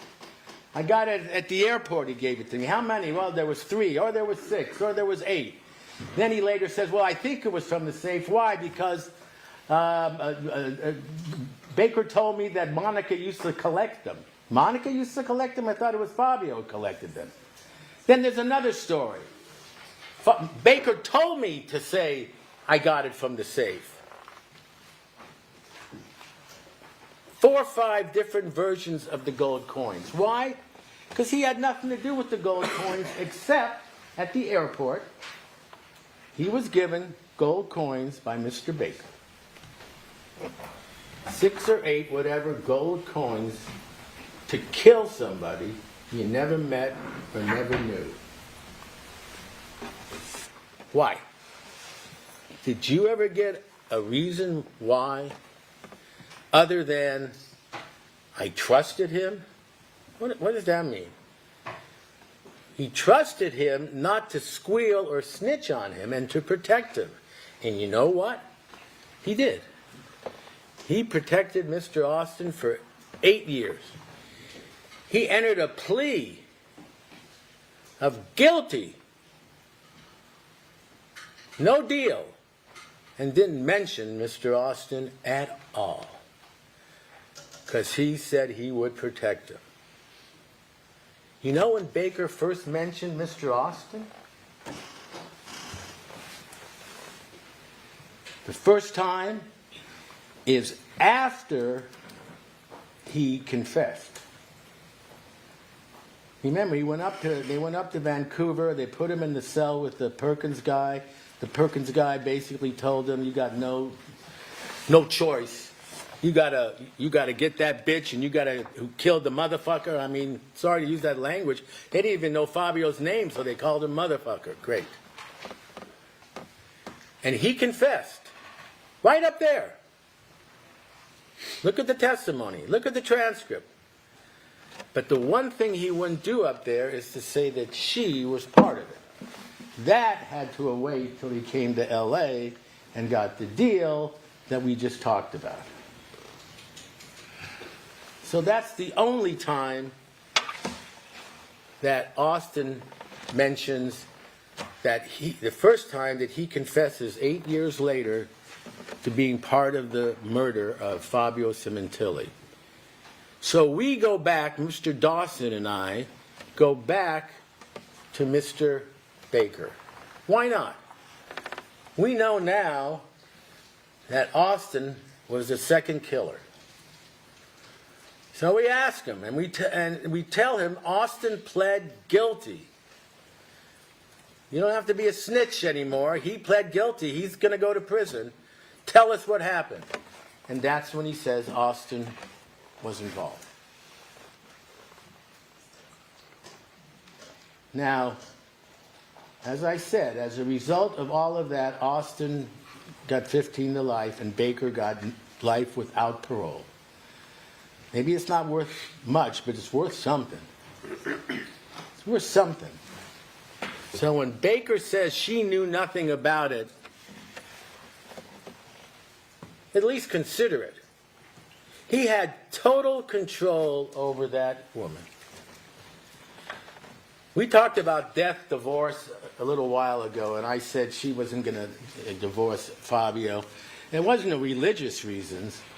I submit to you, she was going to divorce the man of the year at Wella, the loving father and husband, and for years people said that was true. This wasn't made up.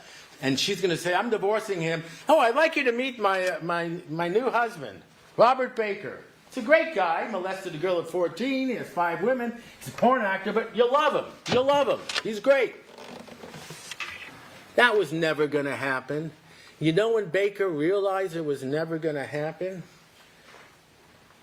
That's what he said. They were having their fun. I don't know what the attraction was. It's bad boy. You see movies, good girl, bad boy. I don't even want to get into the sexual side of it. He degraded her. He told her to masturbate in jail in front of other inmates. Send him semen. He was going to send her semen. Come on.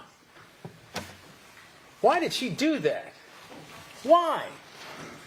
He had a hold on her. And the irony is, for some reason, because Baker appeared to have been heterosexual, he had a hold on Austin too, didn't he? He could get Christopher Austin. He could ask him, "Hey, you want to come up and kill someone for me? I need your help." "Oh, yeah, sure. Okay, when do you want to do it?" And sure enough, he goes up there and does it. Half the time he's asked, and we'll get to that, "What were you going to get for it?" "I don't know. He told me she had money. He told me she was coming into money. He told me she was going to get money. I was going to ask her if she would give him something." What did he end up getting? 6 gold coins or something? For murder? What kind of control did he have over Christopher Austin? wasn't blackmailing him. At that point, Austin had no prior record. They were just friends. Their fathers or uncles were cousins in South Carolina or Fayetteville, North Carolina. For some reason, Robert Baker had a way of controlling people. It's why he had 5 women, some at the same time, why he had the 14-year-old, why he was in porn, why he was in managing, why he was in this, why he was in that. And it clicked with Monica. You think she's happy about that? You think her family's happy about that? You think Fabio's family's happy about that? But at least that's something they could have lived with if Fabio was still alive. And the reason he is not alive today is not just Robert Baker, it's Christopher Austin as well. And one guy got what he deserved and one guy didn't, and you should consider that. So they finally got their Austin 8 years later, and now we're at trial. And as I said, it shouldn't have taken, if this case was so clear-cut, 8 weeks and 3 days of argument to convince you that Monica Sementilli is guilty of conspiracy to commit murder and murder. They didn't have to spend any time on Austin. He pled guilty. What did they spend most of their time on? The phone records, the phone calls, the deletions, the WhatsApp, the Viber, all these things that they say is proof beyond a reasonable doubt, mind you, that she's guilty of murder. All they show is she desperately did not want someone to find out that she was having an affair with this lowlife. She didn't want to kill her husband. She was happy the way it was. The affair was secret. She was living a double life for a whole year and 2 months. Nobody knew about it. Traveling to Vegas wherever they went. Whatever you think about that, and I'm sure it's not much, it was working. But it wasn't working for Baker. It wasn't working for Baker. And he saw after that Christmas holiday in 2016, December, he saw that she's with the family. When she has a choice, she's with the family and I'm here alone. Because most of the time that she was seeing Baker, it seems clear from the evidence, was when he was on trips. And he went on trips a lot. And they made a big deal out of the fact that she was sending Baker his itinerary. Well, why not?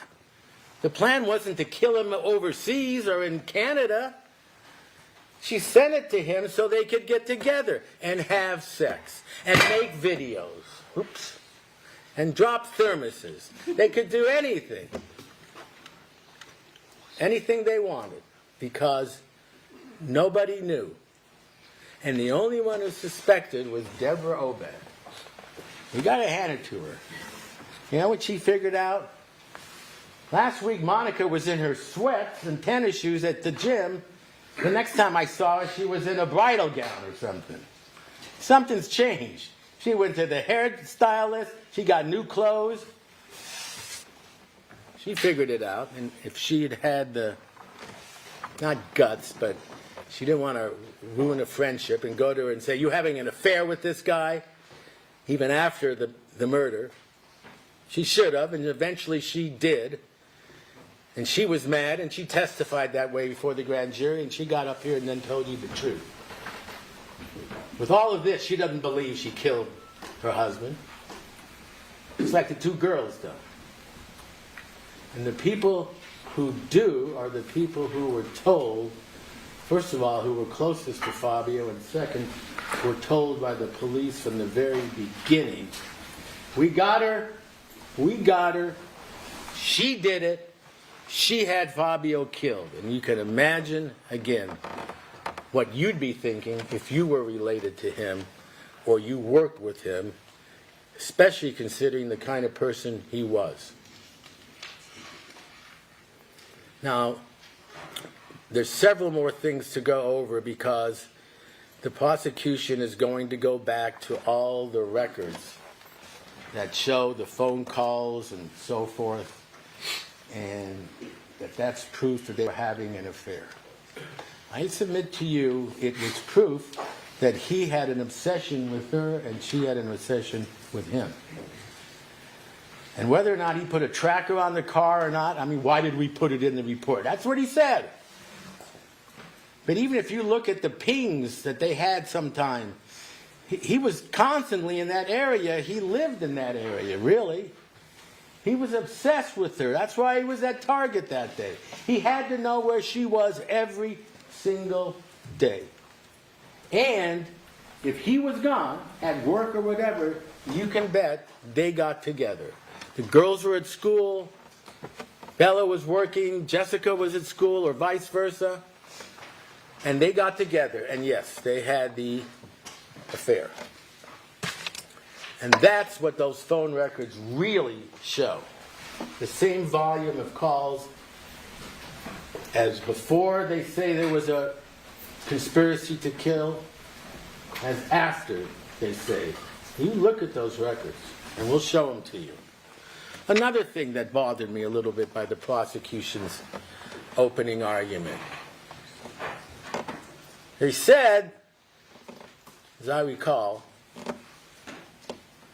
Monica kept calling and asking about the insurance. And I explained to you that when she was doing it, and no one thought she was anything more than a grieving widow who had kids to raise and was concerned and needed money because they had a mortgage and all the rest, and she didn't have a living. They thought there was nothing wrong with that, and after they were told she killed him, then suddenly she was harassing us and calling us all the time and wouldn't leave us alone. You have the tape recordings, as I said, of all the calls to Parshall. They only last about 15 minutes. You have a transcript of each one. Play them all. And you tell me if that sounds like a woman who's only interested in money or is interested in what happened to her husband and who killed him, and when my daughter's going to get their life insurance. I understand you can't give it to me. Can you give it to them? You think they killed their father? Well, we're on a new lead. We're on a new thing. She's accused of lying all the time. We'll get to that and see what she lied about. You know who lied all the time? LAPD. Every single time we're on a lead, we check the DNA. It came back to Fabio. We're going to find out. And she's supposed to be asking about that because Baker needs to know if they identified him. Well, Baker would know if they identified him. They'd arrest him. Did he ever think that they would identify him and not arrest him because they weren't happy with enough evidence they had on her? And leave a known killer on the streets for 4 months? I'm sorry, that's not the way preserve and protect is supposed to be. It sounds to me like accuse and arrest. And it's exactly what they did. And when 4 months went by and they had nothing more on her than more lurid photographs of her coming out of a bar and crying at a hotel and so forth and so on, then they finally said, all right, we're going to send her an email. And it's going to say or suggest and then say, you've been cleared. You've been cleared. And let's see what she does. I mean, Jesus, she could have gone on the next plane for Italy. She was in New York or Canada, I forget. Well, they trust her to come home. You know how many times she flew to Canada back and forth? Knowing Robert Baker, according to them, was a murderer and knowing his DNA was all over the place? Think she was comfortable? Let me ask you a question. You're smart. She's smart. That's what they're saying. Smart enough to connive and have a conspiracy to kill Baker that was Fabio that was really spelled out. What do you do if you and your lover, who nobody really knows about except the gym people, conspire to kill your husband, and he does it, but he cuts his finger while he's doing it? What do you do? I got an idea. Invite him to the house where nobody knows him, and we'll see his finger cut. That's what you do. In fact, invite the whole gym team there. And you know what else you do? Fly to Myrtle Beach. That'll get them. That'll throw them off. And you know what else you do? Call Wella and tell them you want special rates at a hotel. Unbelievable. Nobody is that stupid. And somebody who's supposed to be smart enough with her lover to conspire through this whole plan with the tight window and all the things, and we'll get to that, to kill, and then the killing goes off. I don't know about you, but when I watch Law and Order, what they decide to do, we better not communicate for a few months, at least. Don't call me, I won't call you. Let's wait till they clear you and get the insurance, and then we'll fly to Scheherazade or something. They start up almost a week or two after, and go to Myrtle Beach with excuses, and go out karaoke, and sending text messages home to her daughter. Just grow up, would you? I have a right to go out, and says to Morella, I'll fuck whoever I want. Sorry, that was the language. Yeah, that's what I'm going to do if I killed him, sure. I'm just going to spread it around how happy I am to be alone and show photographs. She was a little out of her mind. And it happens. She is not pled not guilty by reason of insanity. If she was charged with having an affair and breaking up her family, then I would have pled not guilty for reason of insanity. Who could be so insane as to want Robert Baker over Fabio Sementilli and Jessica and Isabella, and Mena and Anna and the whole family, and Morella and Marco and Luigi? Who would do that? She would do that for what?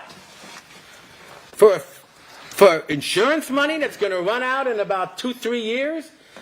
When your husband is making $280 to $300 and a rising star? And yes, if you're not happy, divorce him. You saw the chart up there. Much more money she could have with divorce. But it's not, it ain't going to work, my friends. I can't bring home Robert Baker and say, hi, Mom, would you call him son, would you? Here's your new son-in-law. I'm sorry, I mean, Fabio was okay, but he can't match up to Baker. That makes no sense, and the evidence has not changed that.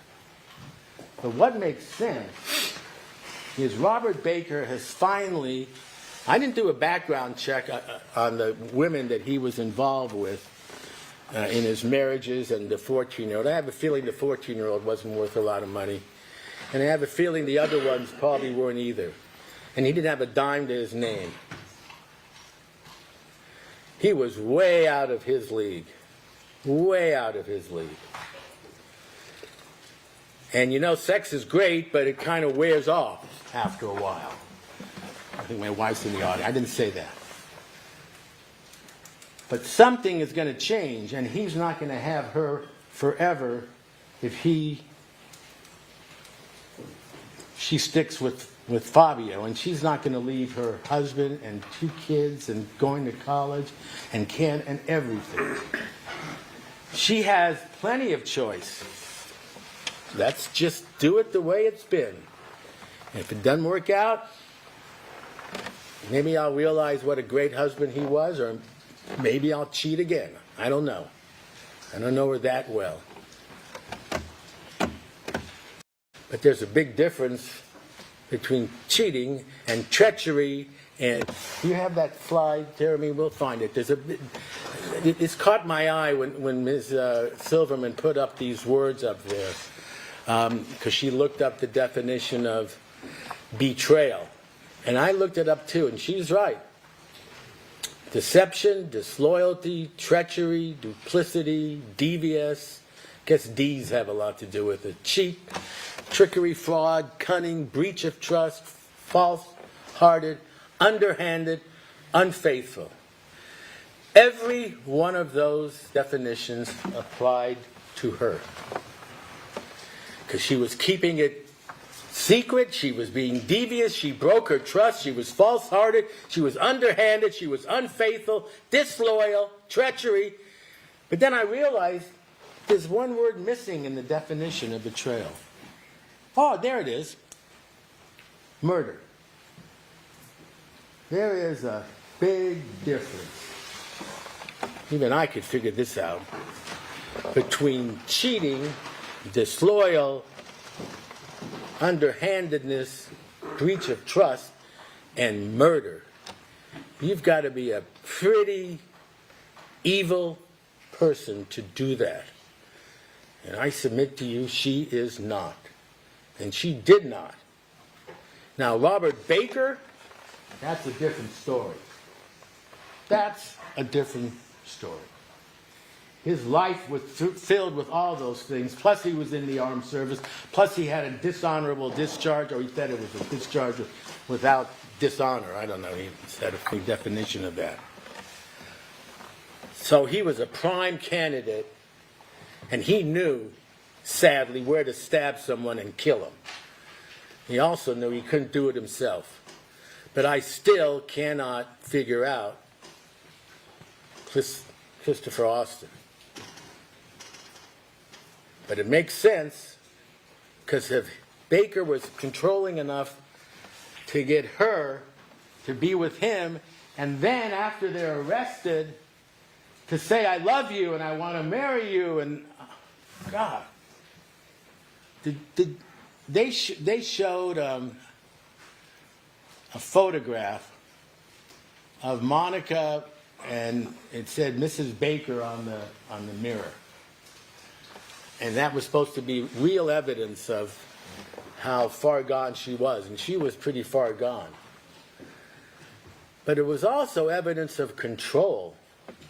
Because if you looked in the little corner of the mirror, you know who was watching her? Robert Baker.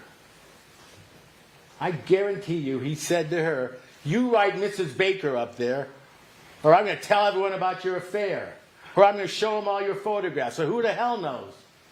And then when they're in jail, he's going, I guarantee you, we got to stick together, we got to stick together. Now, I'll show you when we come back from the break some of the things in the overhears that the prosecution did not play for you. A lot of them don't sound very good. That's what happens when you just fall head over heels and now you're in prison and the only one you can depend on you think is your lover, and he's telling you I had nothing to do with it, and if I have to, I'll say I did it. They left out that he said, I'll say I did it even though I didn't. Why didn't they include that in they had how many hours of overhears? Why didn't they include the one that we ended up playing for you that said, you don't belong here, you're just a housewife? Now they can play all the other ones and they sound terrible, but I guarantee you, to do what she was told to do in that jail, even on her period, she said once, I had to do this and that and masturbate. And I mean, this man was a Svengali. She tied herself to him. And that was the biggest mistake of her life. It cost her 8 years. It cost Fabio his life. Nothing good came from Mr. Baker. But he's gone for life, and Austin's gone for what should have been life. And now they want to complete the circle and send her away. Now, if you find that that's the right verdict, of course you're going to return it.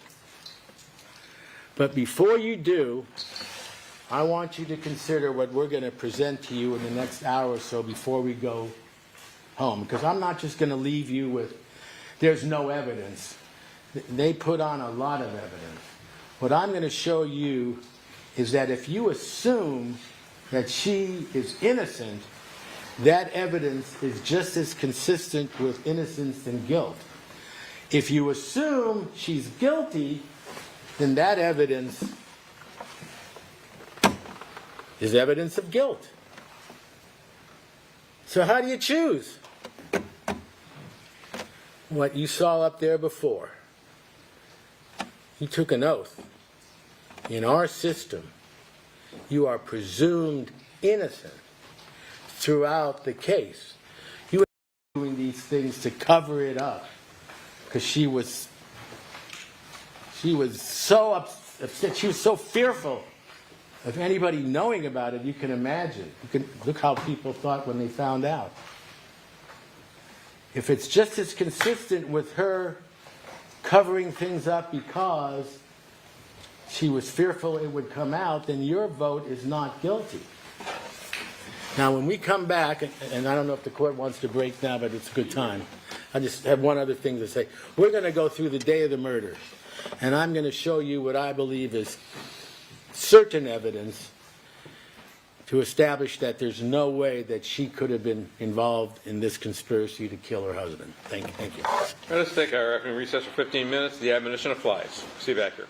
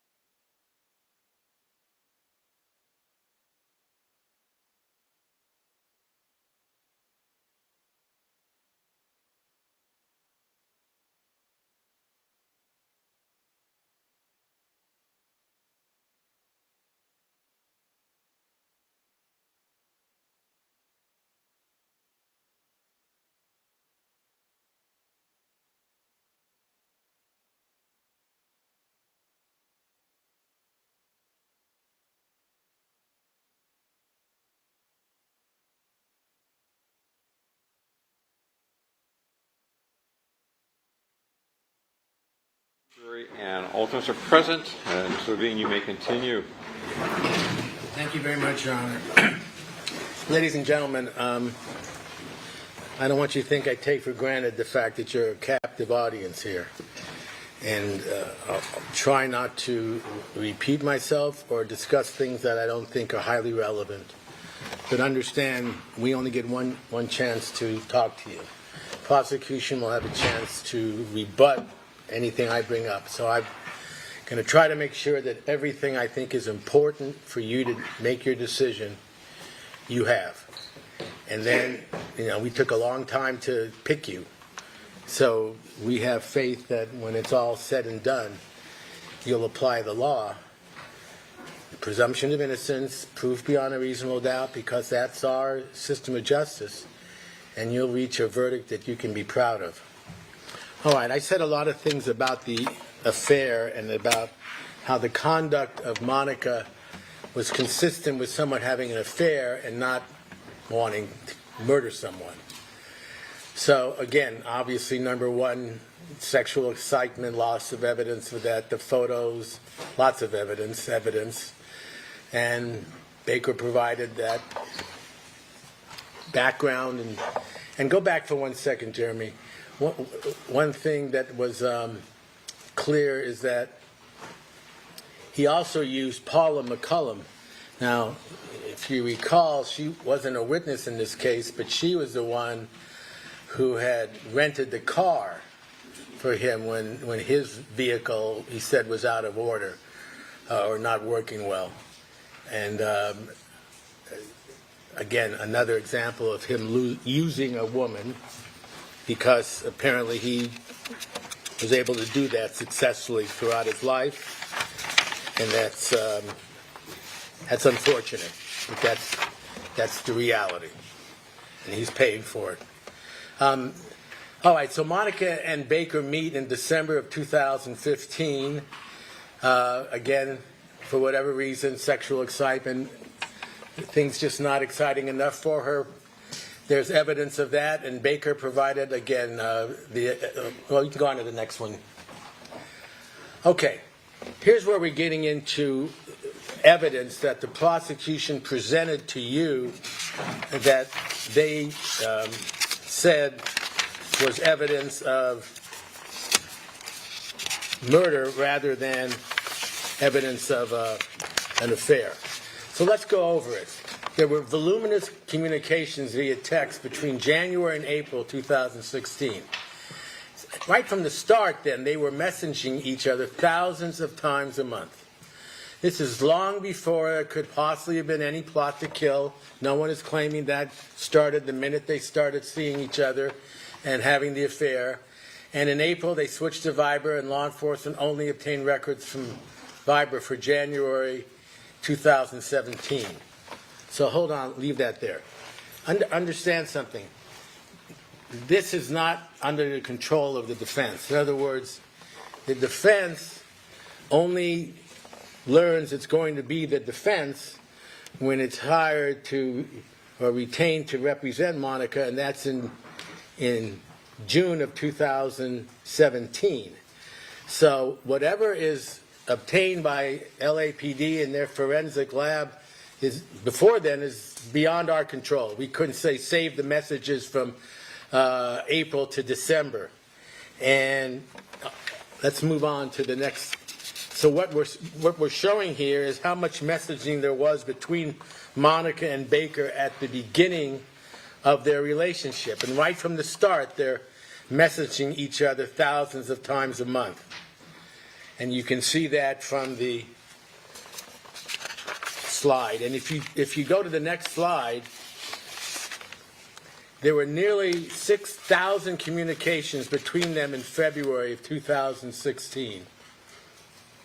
Over 7,000 in March 2016. And when they switched to Viber in April, we don't have records for Viber past this date until January 2017. We'll come into that later. But they sent nearly the exact number of Viber communications in January of 2017 as they do in February and March of 2016. So the pattern and frequency of messaging continued exactly the same throughout the affair. Now that's important because throughout this case, you were told that when they decided to kill Fabio, allegedly, we know Baker did, but when the claim is that Monica did as well, suddenly there's supposed to be hundreds and thousands of more messages between them. That's not true. This just shows a zoomed-in view of the first few months of the beginning of their relationship, sending each other hundreds of messages every day and exactly the same as in January of 2017, long before there was any claim that there was a plot to kill. Let's move on to the next one. All right, I can read as well as you can. The prosecution wants you to believe a large volume of these messages alone is evidence of a conspiracy to kill Fabio. How can that be so? If the volume of messaging is the same nearly a year prior of the murder when there's no claim anyone was plotting a murder. Next. And the messaging is dominated by Baker, not Monica. The AT&T records show that Baker messages Monica twice as much as she messages him. Baker does call Monica, because this was brought out by the prosecution, let's be fair, more than he calls her, but the calls make up a tiny portion of how they communicate, less than 4%. Almost all of the communications is texting, which Baker dominates. Yes, they communicate with each other much more than anyone else in their contacts. This is entirely to be expected as they are having an affair. And if we move to the next slide, you can see the AT&T communications between Baker and Monica. The red is Baker texting Monica, Monica texting Baker, and the green is Baker texting Monica, Monica calling Baker. So you can see the vast majority of the communications on there is Baker texting Monica. It's almost 2/3. And then there's a small portion of Baker calling Monica. Monica texting and calling Baker is over on the left side, and you can see far less than the other way around. Now let's leave that up for a second. That is simply consistent with the fact that Mr. Baker has not much else to do in his life, apparently, than focus in and obsess with Monica Sementilli. It's as simple as that. In red are all the texts from Baker to Monica, and he's messaging her 2/3 of their communications, and that goes on and on. You've heard one of the witnesses say you can convey more communications on a call than a text. Well, maybe that's true, but maybe it's a missed call. Maybe it's a call for 2 seconds. In any case, the calls make up less than 4% of all the communications. It is dominated by messaging, and that is dominated by Baker. Next slide. Monica downloads Viber for the affair. She downloads Viber on April 9th, 2016. Long before any claim of plotting, even by the prosecution's kind of warped sense of timing here, like where they believe it started in July when Austin doesn't even know who Monica is and doesn't meet her until he meets her at the gym later. And Monica downloads Viber before it is even encrypted. Baker downloads Viber 4 months before even meeting Monica. And Viber doesn't announce to the world that it's introducing encryption until April 19, 2016. So,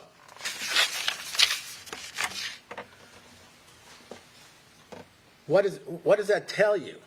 It tells you that at least up to now, and we'll get to the rest of the messaging, all this communications back and forth, encrypted, not encrypted, all was taking place long before anyone claimed, even the prosecution or Austin or Baker, that there was some kind of plot to kill Fabio.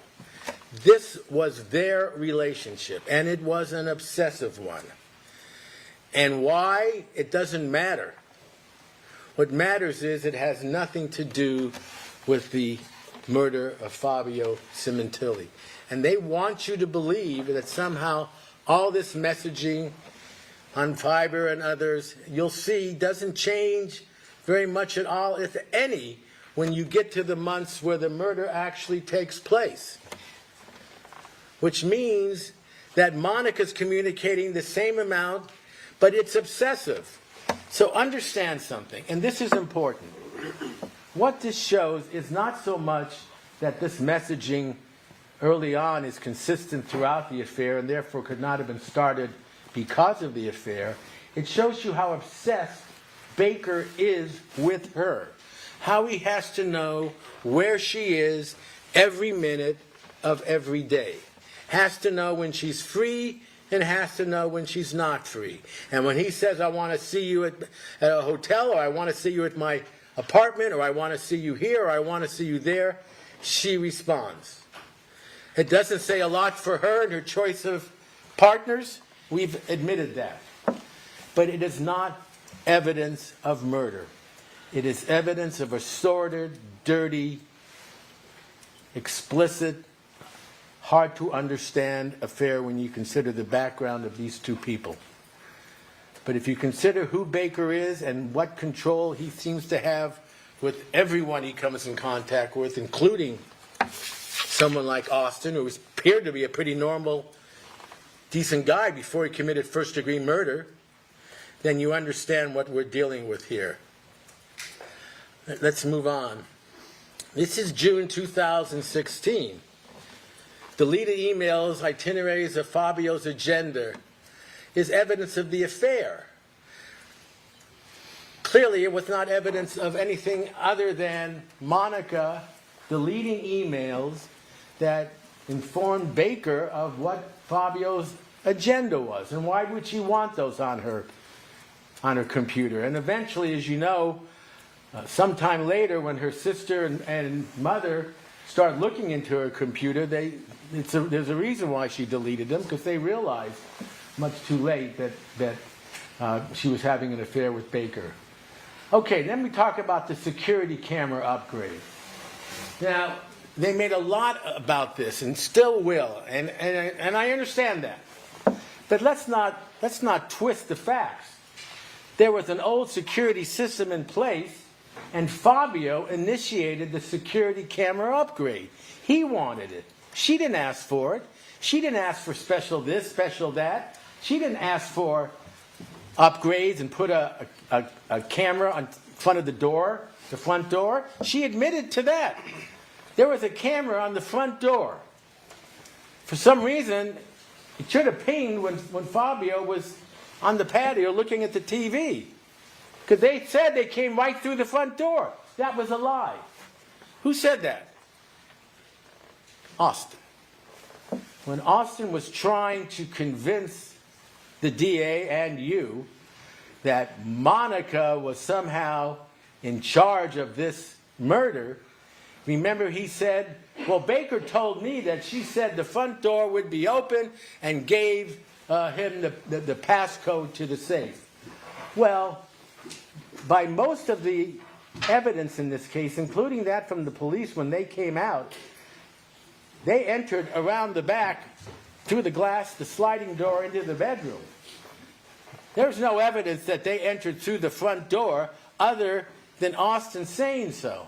And if they entered through the front door so quickly, and we'll get to the timeline later, why did it take them so long to get to the patio and kill him? You'll find out that they arrive at the scene about 15, 20 minutes at the house before the murder ever takes place. And we know that because Fabio is on the phone leaving a message or talking to someone in his office about a colonoscopy, and God knows where that came from. We'll get to that.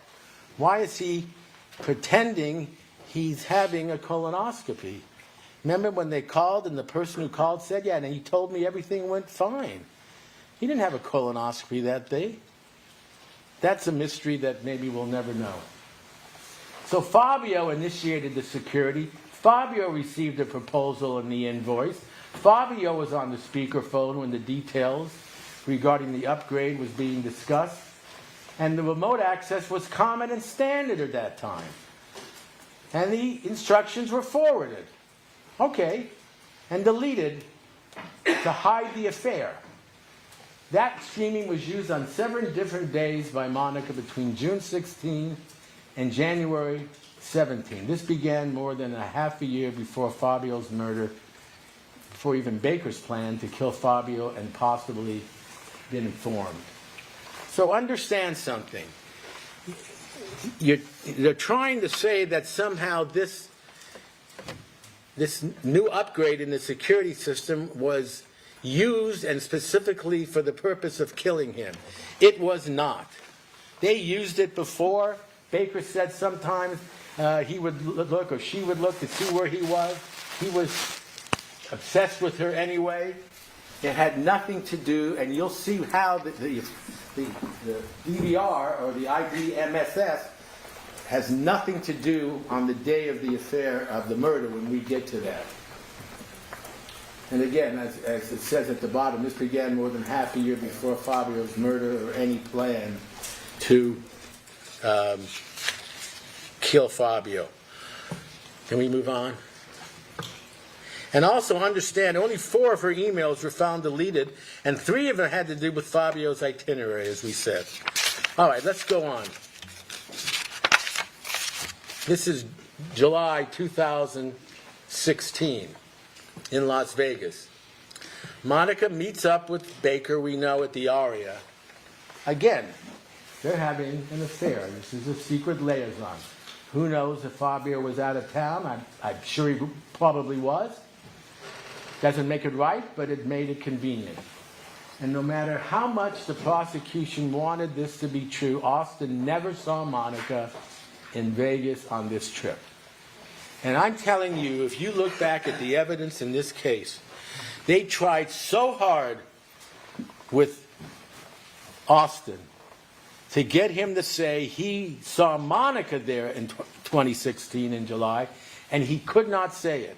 And they put them there in Vegas or at the Aria location at the same time, but never together. They even had Las Vegas police officers, LVPD, in the elevator sometimes and never saw the 2 of them together. They never had evidence from anyone other than they were both in Las Vegas. Is that important? No, not really. It doesn't mean that down the road that they didn't get Monica involved, but they're trying to put them together when they were not. And they tried so hard, and I will show you from the details of the proffer how hard they tried to get Christopher Austin to say he met Monica in Las Vegas in July, and he said no. He was clear. He met her for the first time at the gym when he was introduced to her. As, you know, just, hi, this is Monica, hi, this is Christopher Austin, he's a friend of mine or whatever, at the fitness gym. And Baker introduced him to Austin as a girl he is seeing. Then Austin and Baker go back to Monica's house. Okay. Everyone seems to agree that Baker took Austin back to Monica's house. Now, I'm telling you, if you review the records, and we'll go over that briefly tomorrow, and I promise you I will be finishing tomorrow, you will see that the prosecution is desperate to try to get you to believe that somehow this was a forthcoming. It was forthcoming. It was a preview of what they were going to do, 5 months later? 6 months later? January of 2017? Oh yeah, we're going to take you and we're going to show you that Fabio is outside, and here's where he spends his time, because we're going to kill him outside, even though we haven't decided whether we're going to shoot him or tie him up in bed or do anything. In fact, they end up deciding to try to kill him at the mall the night before. There was no, remember the patio. You know what he says he did? He got there, he had Domino's pizza, got on the couch, put on the TV, and fell asleep. You know what? That's what I do every Saturday. Domino's pizza, put on the TV, football, and fall asleep. And that's what he did. I don't think I've been accused of committing any plot to commit murder, and that had nothing to do with that. But that's what they want you to believe, that everything that Mr. Austin did somehow involved Monica. And it did not. Let's go on. Baker's plans to be together. Remember this? They went to great lengths to try and convince you that Baker's plans were to be with Monica together. Remember Facebook, Baker and Ron Ray, Baker and Michael Spence, talking about, oh yeah, I'm going to end up with her. Oh, a couple of months I'll be with her. You know who wasn't included in any of these private Facebook messages? Monica. Well, wouldn't you think? Well, I'll get on to that. Pure bravado and banter. This is the language that we decided to use. Okay, between Baker and his friends. Aspirational, it's a big word. Purely proves Baker and Monica were having an affair. No evidence of any conspiracy to murder Fabio. And what was interesting is Sheila Salahan tried to say that yes, Baker was bragging about being with Monica. Eventually, he was going to be hers. She finally admitted on the stand it was only Baker who spoke to her about his plans and relationship with Monica. So hear me out on this. They're trying to say that Robert Baker's plans were to end up and have Monica for himself. Absolutely. Absolutely. That's why he killed Fabio. That's the only way it was going to happen. She wasn't going to leave him and hook up with him. She certainly wasn't going to kill him and then say, hey, oh, listen, my husband's dead, but here's my new boyfriend again. Here's Robert Baker. Come on. So he's bragging to his friends, which is not below him, but not in front of her. Well, who cares what he says? I can say a lot of things about I'm going to be successful, I'm going to be rich, I'm going to take my wife to Tahiti, I'm going to buy her a new house and a car. The question is, will I say it in front of her? And then she'll say, well, yeah, when are you going to do that? Saying and not in her presence means nothing. Why did they even put it on? Because they wanted you to believe that because Baker wanted to end up with Monica and said he would, that Monica wanted to end up with Baker. And then they want you to jump to the conclusion that not only did she want to end up with Baker, she wasn't above killing her husband. That's an awfully big leap. That's an awfully big leap. You know, for a while they were telling you how you should feel sorry for Christopher Austin because he had no prior record, no history of violence or anything. But what did Monica have? Did she have 3 ex-husbands who all died mysteriously? Did she have any background or record of anything other than being a loving wife who threw parties and went on trips? Look at it. I'm sure their relationship wasn't perfect. No one's is. It's a long way from not being happy in your relationship to conspiring with someone to knife your husband to death in cold blood. That's a big leap they want you to make. But is it a big leap for Robert Baker, you think? Or as it turns out for Christopher Austin? It's a little jump. A tragic little jump. Let's go to the next slide. Now, Mrs. Baker, I think we covered that. Everything with Mrs. Baker was, I submit to you the idea of Mr. Baker until they ended up in jail together, and then I think she would have done anything that she wanted. Look at the actual plot to kill Fabio begins 2016 in the Hollywood holiday period. We talked about this. Monica and Fabio's family came down to visit. She was busy with him. Baker did not see her enough, and he alone begins his actual plot to murder Fabio. Let's leave that up there for a second. So understand something. It didn't take eight years and 9 weeks of trial to prove that Robert Baker and Christopher Austin killed Fabio, and they planned it out and they did it. But you have to look at all this evidence and decide what connects Monica to the conspiracy. Because you will see from the jury instructions we already went through and we will go through, that it must have evidence, independent evidence of just conversations. And they're not even conversations between Monica and Austin. One of the people in the conspiracy, Baker, says it never happened. All right, you can believe him or not believe him. But you certainly can't use it to prove it happened. And the other one, all he can say after they drag it out of him is, oh yeah, I did it. I don't know why. Baker asked me. And you know why I did it? Because he said, I need your help. And you know what my proof is that Monica was involved? It's kind of like what they told me really in the cell, in the Perkins thing. You better get her. They need her. They need that bitch. She's the only one left to go to trial. And what does he come up with? Does he come up with a recording? Does he come up with a signed confession? Does he come up with anybody who saw them together alone plotting? Do they have even a phone call between him and Monica? My God, they got every phone record of everybody in the world almost. Nothing to connect Monica to Austin. But Austin said, Baker told me she wanted him dead. Baker told me it was for insurance. Baker told me this is how it was going to happen. Baker told me. Did you meet with Monica? Never. Did you talk with her? Never. Did she tell you anything? Never.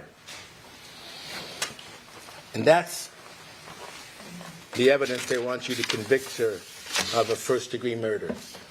Okay, so we've talked about the holiday period and why Baker says he decided he had to get rid of Fabio. And now we look at the January 2017 fiber records, which we have.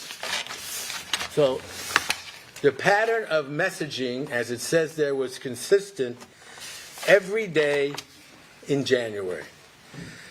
Exactly the same as the pattern of their messaging at the beginning of their affair in early 2016, where there's no allegation of any planning to kill.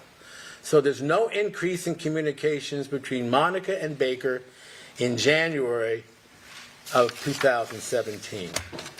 Let's go on.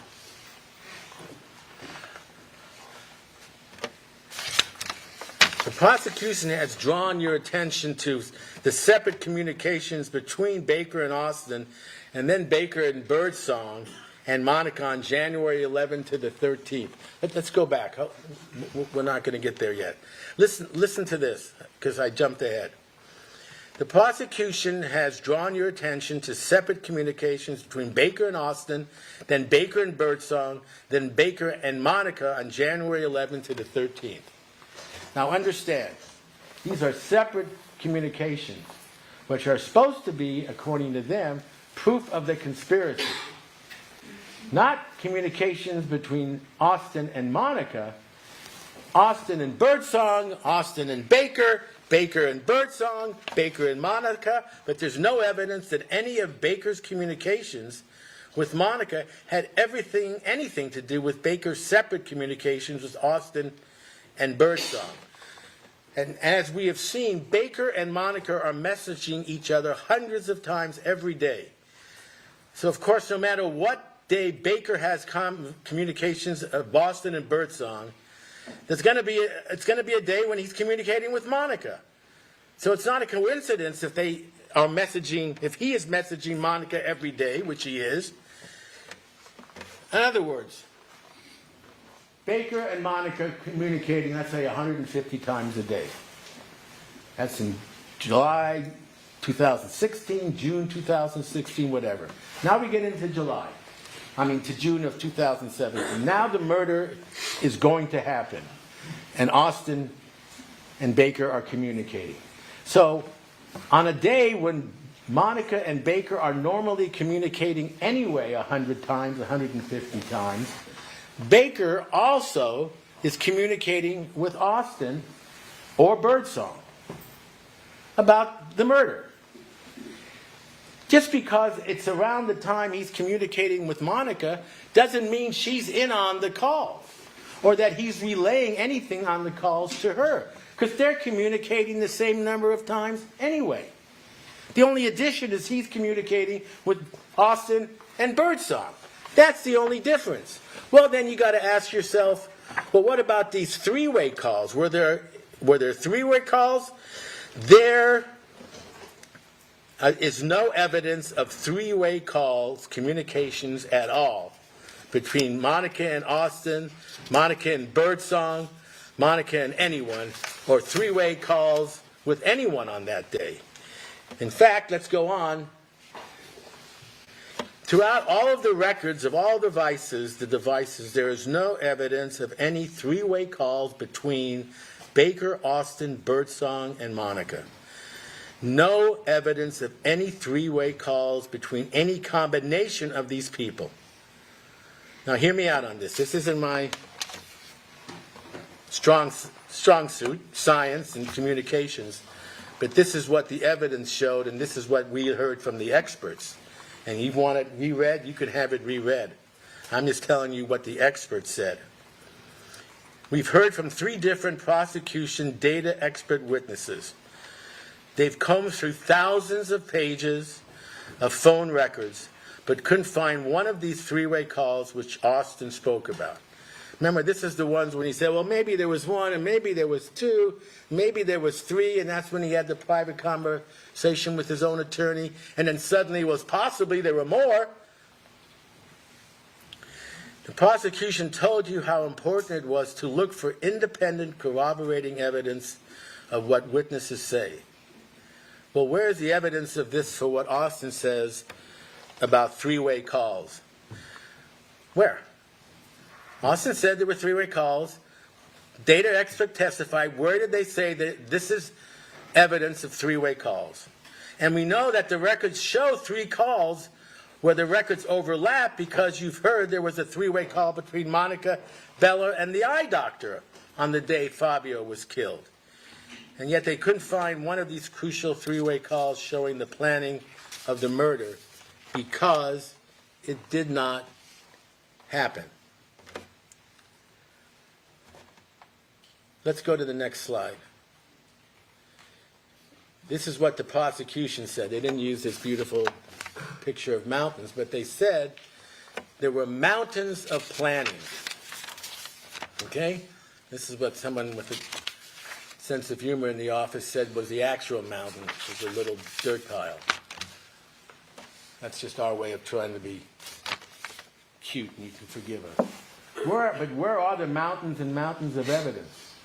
There's barely any planning between Baker and Austin, and absolutely no evidence of any planning involving Monica. All you have is Baker and Monica having the same level of communications as they had throughout their affair. Let's go on. Okay. January 22nd, 2017. This is, if you recall, the day before the actual murder. Baker picks up Austin from the airport. Nothing to do with Monica. Baker and Austin buy knives. 1 knife, 2 knives, who knows? I guarantee you, if you wrote a message, and I'm not encouraging you to do that because it doesn't make me friends with the reporters, please play back or read back to us all the times Austin mentions knives.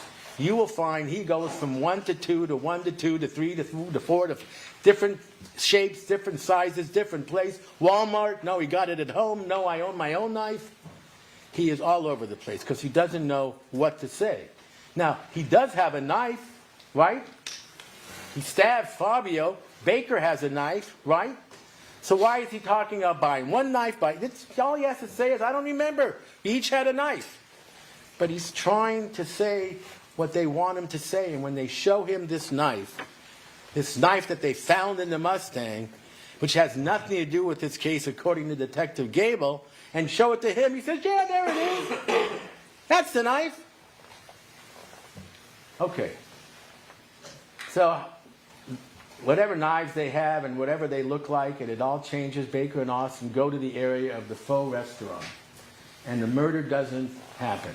Now, before we get to the next slide, let me talk to you about this faux restaurant and this attempt the night before.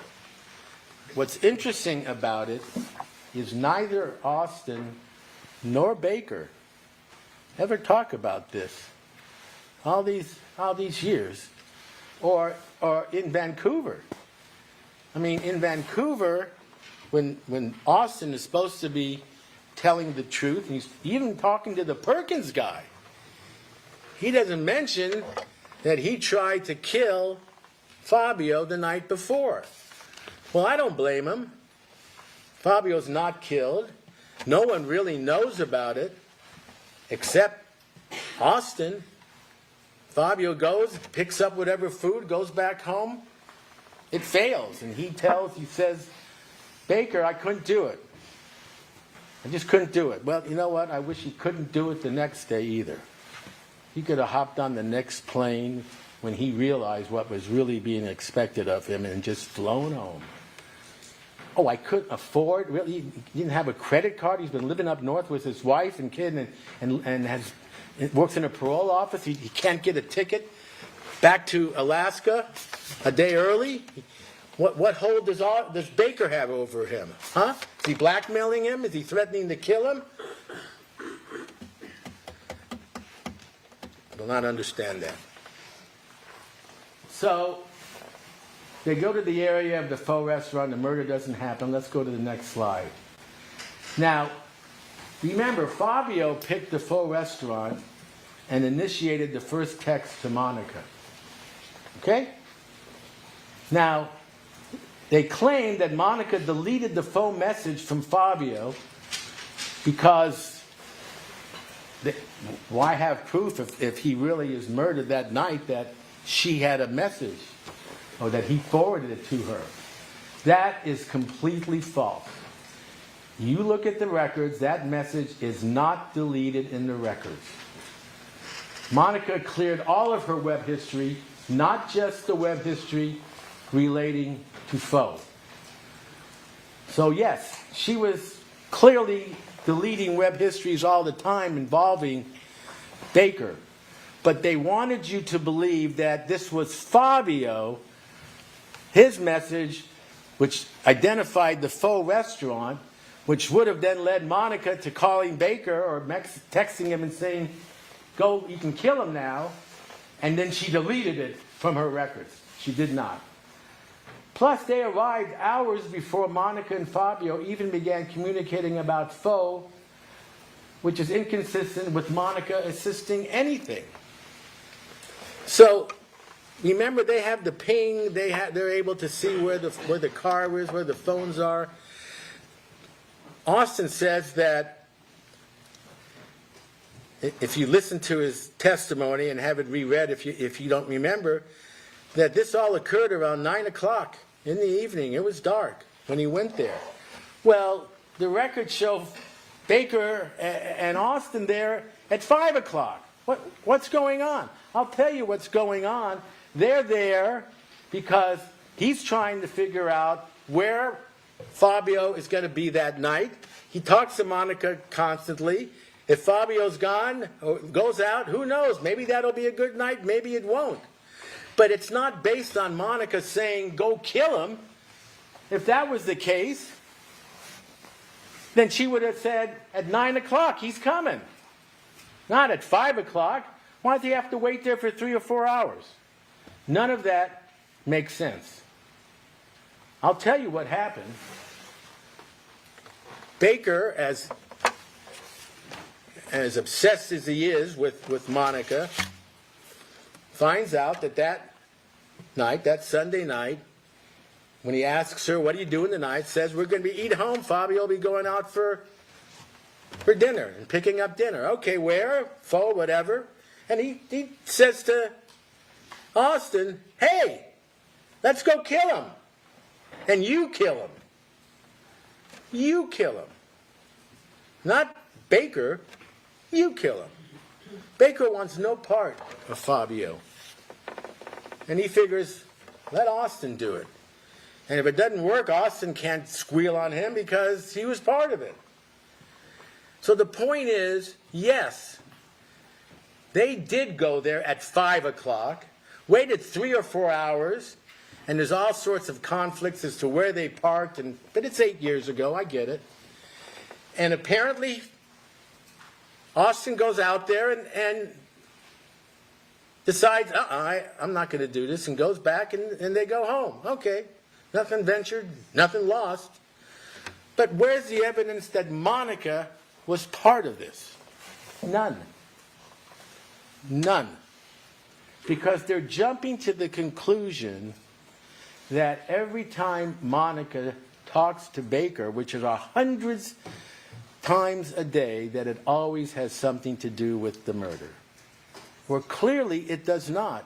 He is using her, as he has throughout their relationship, to find out where Fabio is going to be on this day or that. He even says he gets a tracker. He has records of buying one. Who the hell knows? The point is, there's nothing to connect Monica to the murder except Austin saying Monica called Baker, who told me Monica said he's going to be there, let's go kill him. Well, why didn't he say that before? You know when he says it? After he meets with his attorney and after they're in the proffer and they're talking, they have a break or whatever, and then he comes out and suddenly he's talking about the night before. I'll tell you what happened. His attorney said, you ain't been too valuable on this murder. You got anything else? And Austin says, yeah, I tried to kill him the night before. Well, that's good. We can use that. That comes from nowhere. For 8 years, that was not investigated or known. So ask yourself, what does Baker say about this? Fair question. Remember, Baker will not snitch on Austin. Never has, never will. So it doesn't come up in any of our conversations with him, interviews. He doesn't mention it. He talks about this crazy jaybird and all the rest. But when we go to him and say, you got to hear this now. Mr. Austin has just confessed to going there the night before. Is that true or not? And he says, yeah, that's true. But it didn't work out. Well, why'd you do it? Well, this way Baker, Austin does it. I don't have to do it. And so what happened? Well, I came back to the house and then stuck around, and the next day it worked out. Baker won't snitch on Austin unless Austin says it first. Whatever you think of that, the point is it has nothing to do with Monica. And let me close with this, if I may, Your Honor. You heard, and we'll go into this tomorrow, you heard that the first time Mr. Dawson and I visited Mr. Baker, he had a letter that he had written to Monica and wanted it delivered. Well, that's not our role to let inmates communicate with each other. But we read it to her, turned it over to the DA and the court. It's an exhibit here, and it's full of lies. He's trying to say that he was going to drop a card, a greeting card, a birthday card for Monica, or something, Valentine's something, and was going to the house to do that, and he took someone with him. And just to be a lookout, there was no plan to kill anybody, and he thought Fabio wasn't going to be home, and he couldn't put the card down, or he put it down, and then as he was leaving, Fabio was there, and Fabio kind of attacked him, and he was defending himself, and he ended up killing him, and he blacked out, and he doesn't remember much of it, but it wasn't a premeditated murder on his part. He writes a letter to her apologizing for the manner in which Fabio was killed. And as the DA points out, it was full of lies, and we knew it, because that's not what the physical evidence showed, that Fabio attacked anybody, and it certainly wasn't an accident, and he certainly wasn't acting in self-defense. But he wanted her to believe he didn't do it on purpose. Well, doesn't that raise one question? If Monica Sementilli conspired with him to kill her husband, why the hell would he write a letter to her apologizing? She knows it's bullshit. She was part of the plan. Unless she was not part of the plan. And then we'll go into that more tomorrow if we figure it out. Thank you. All right, we'll take our adjournment till tomorrow at 9 a.m. As always, the admission applies not to discuss this case among yourselves or with anyone else or form express any opinion until the cause is not submitted to you. Have a good evening.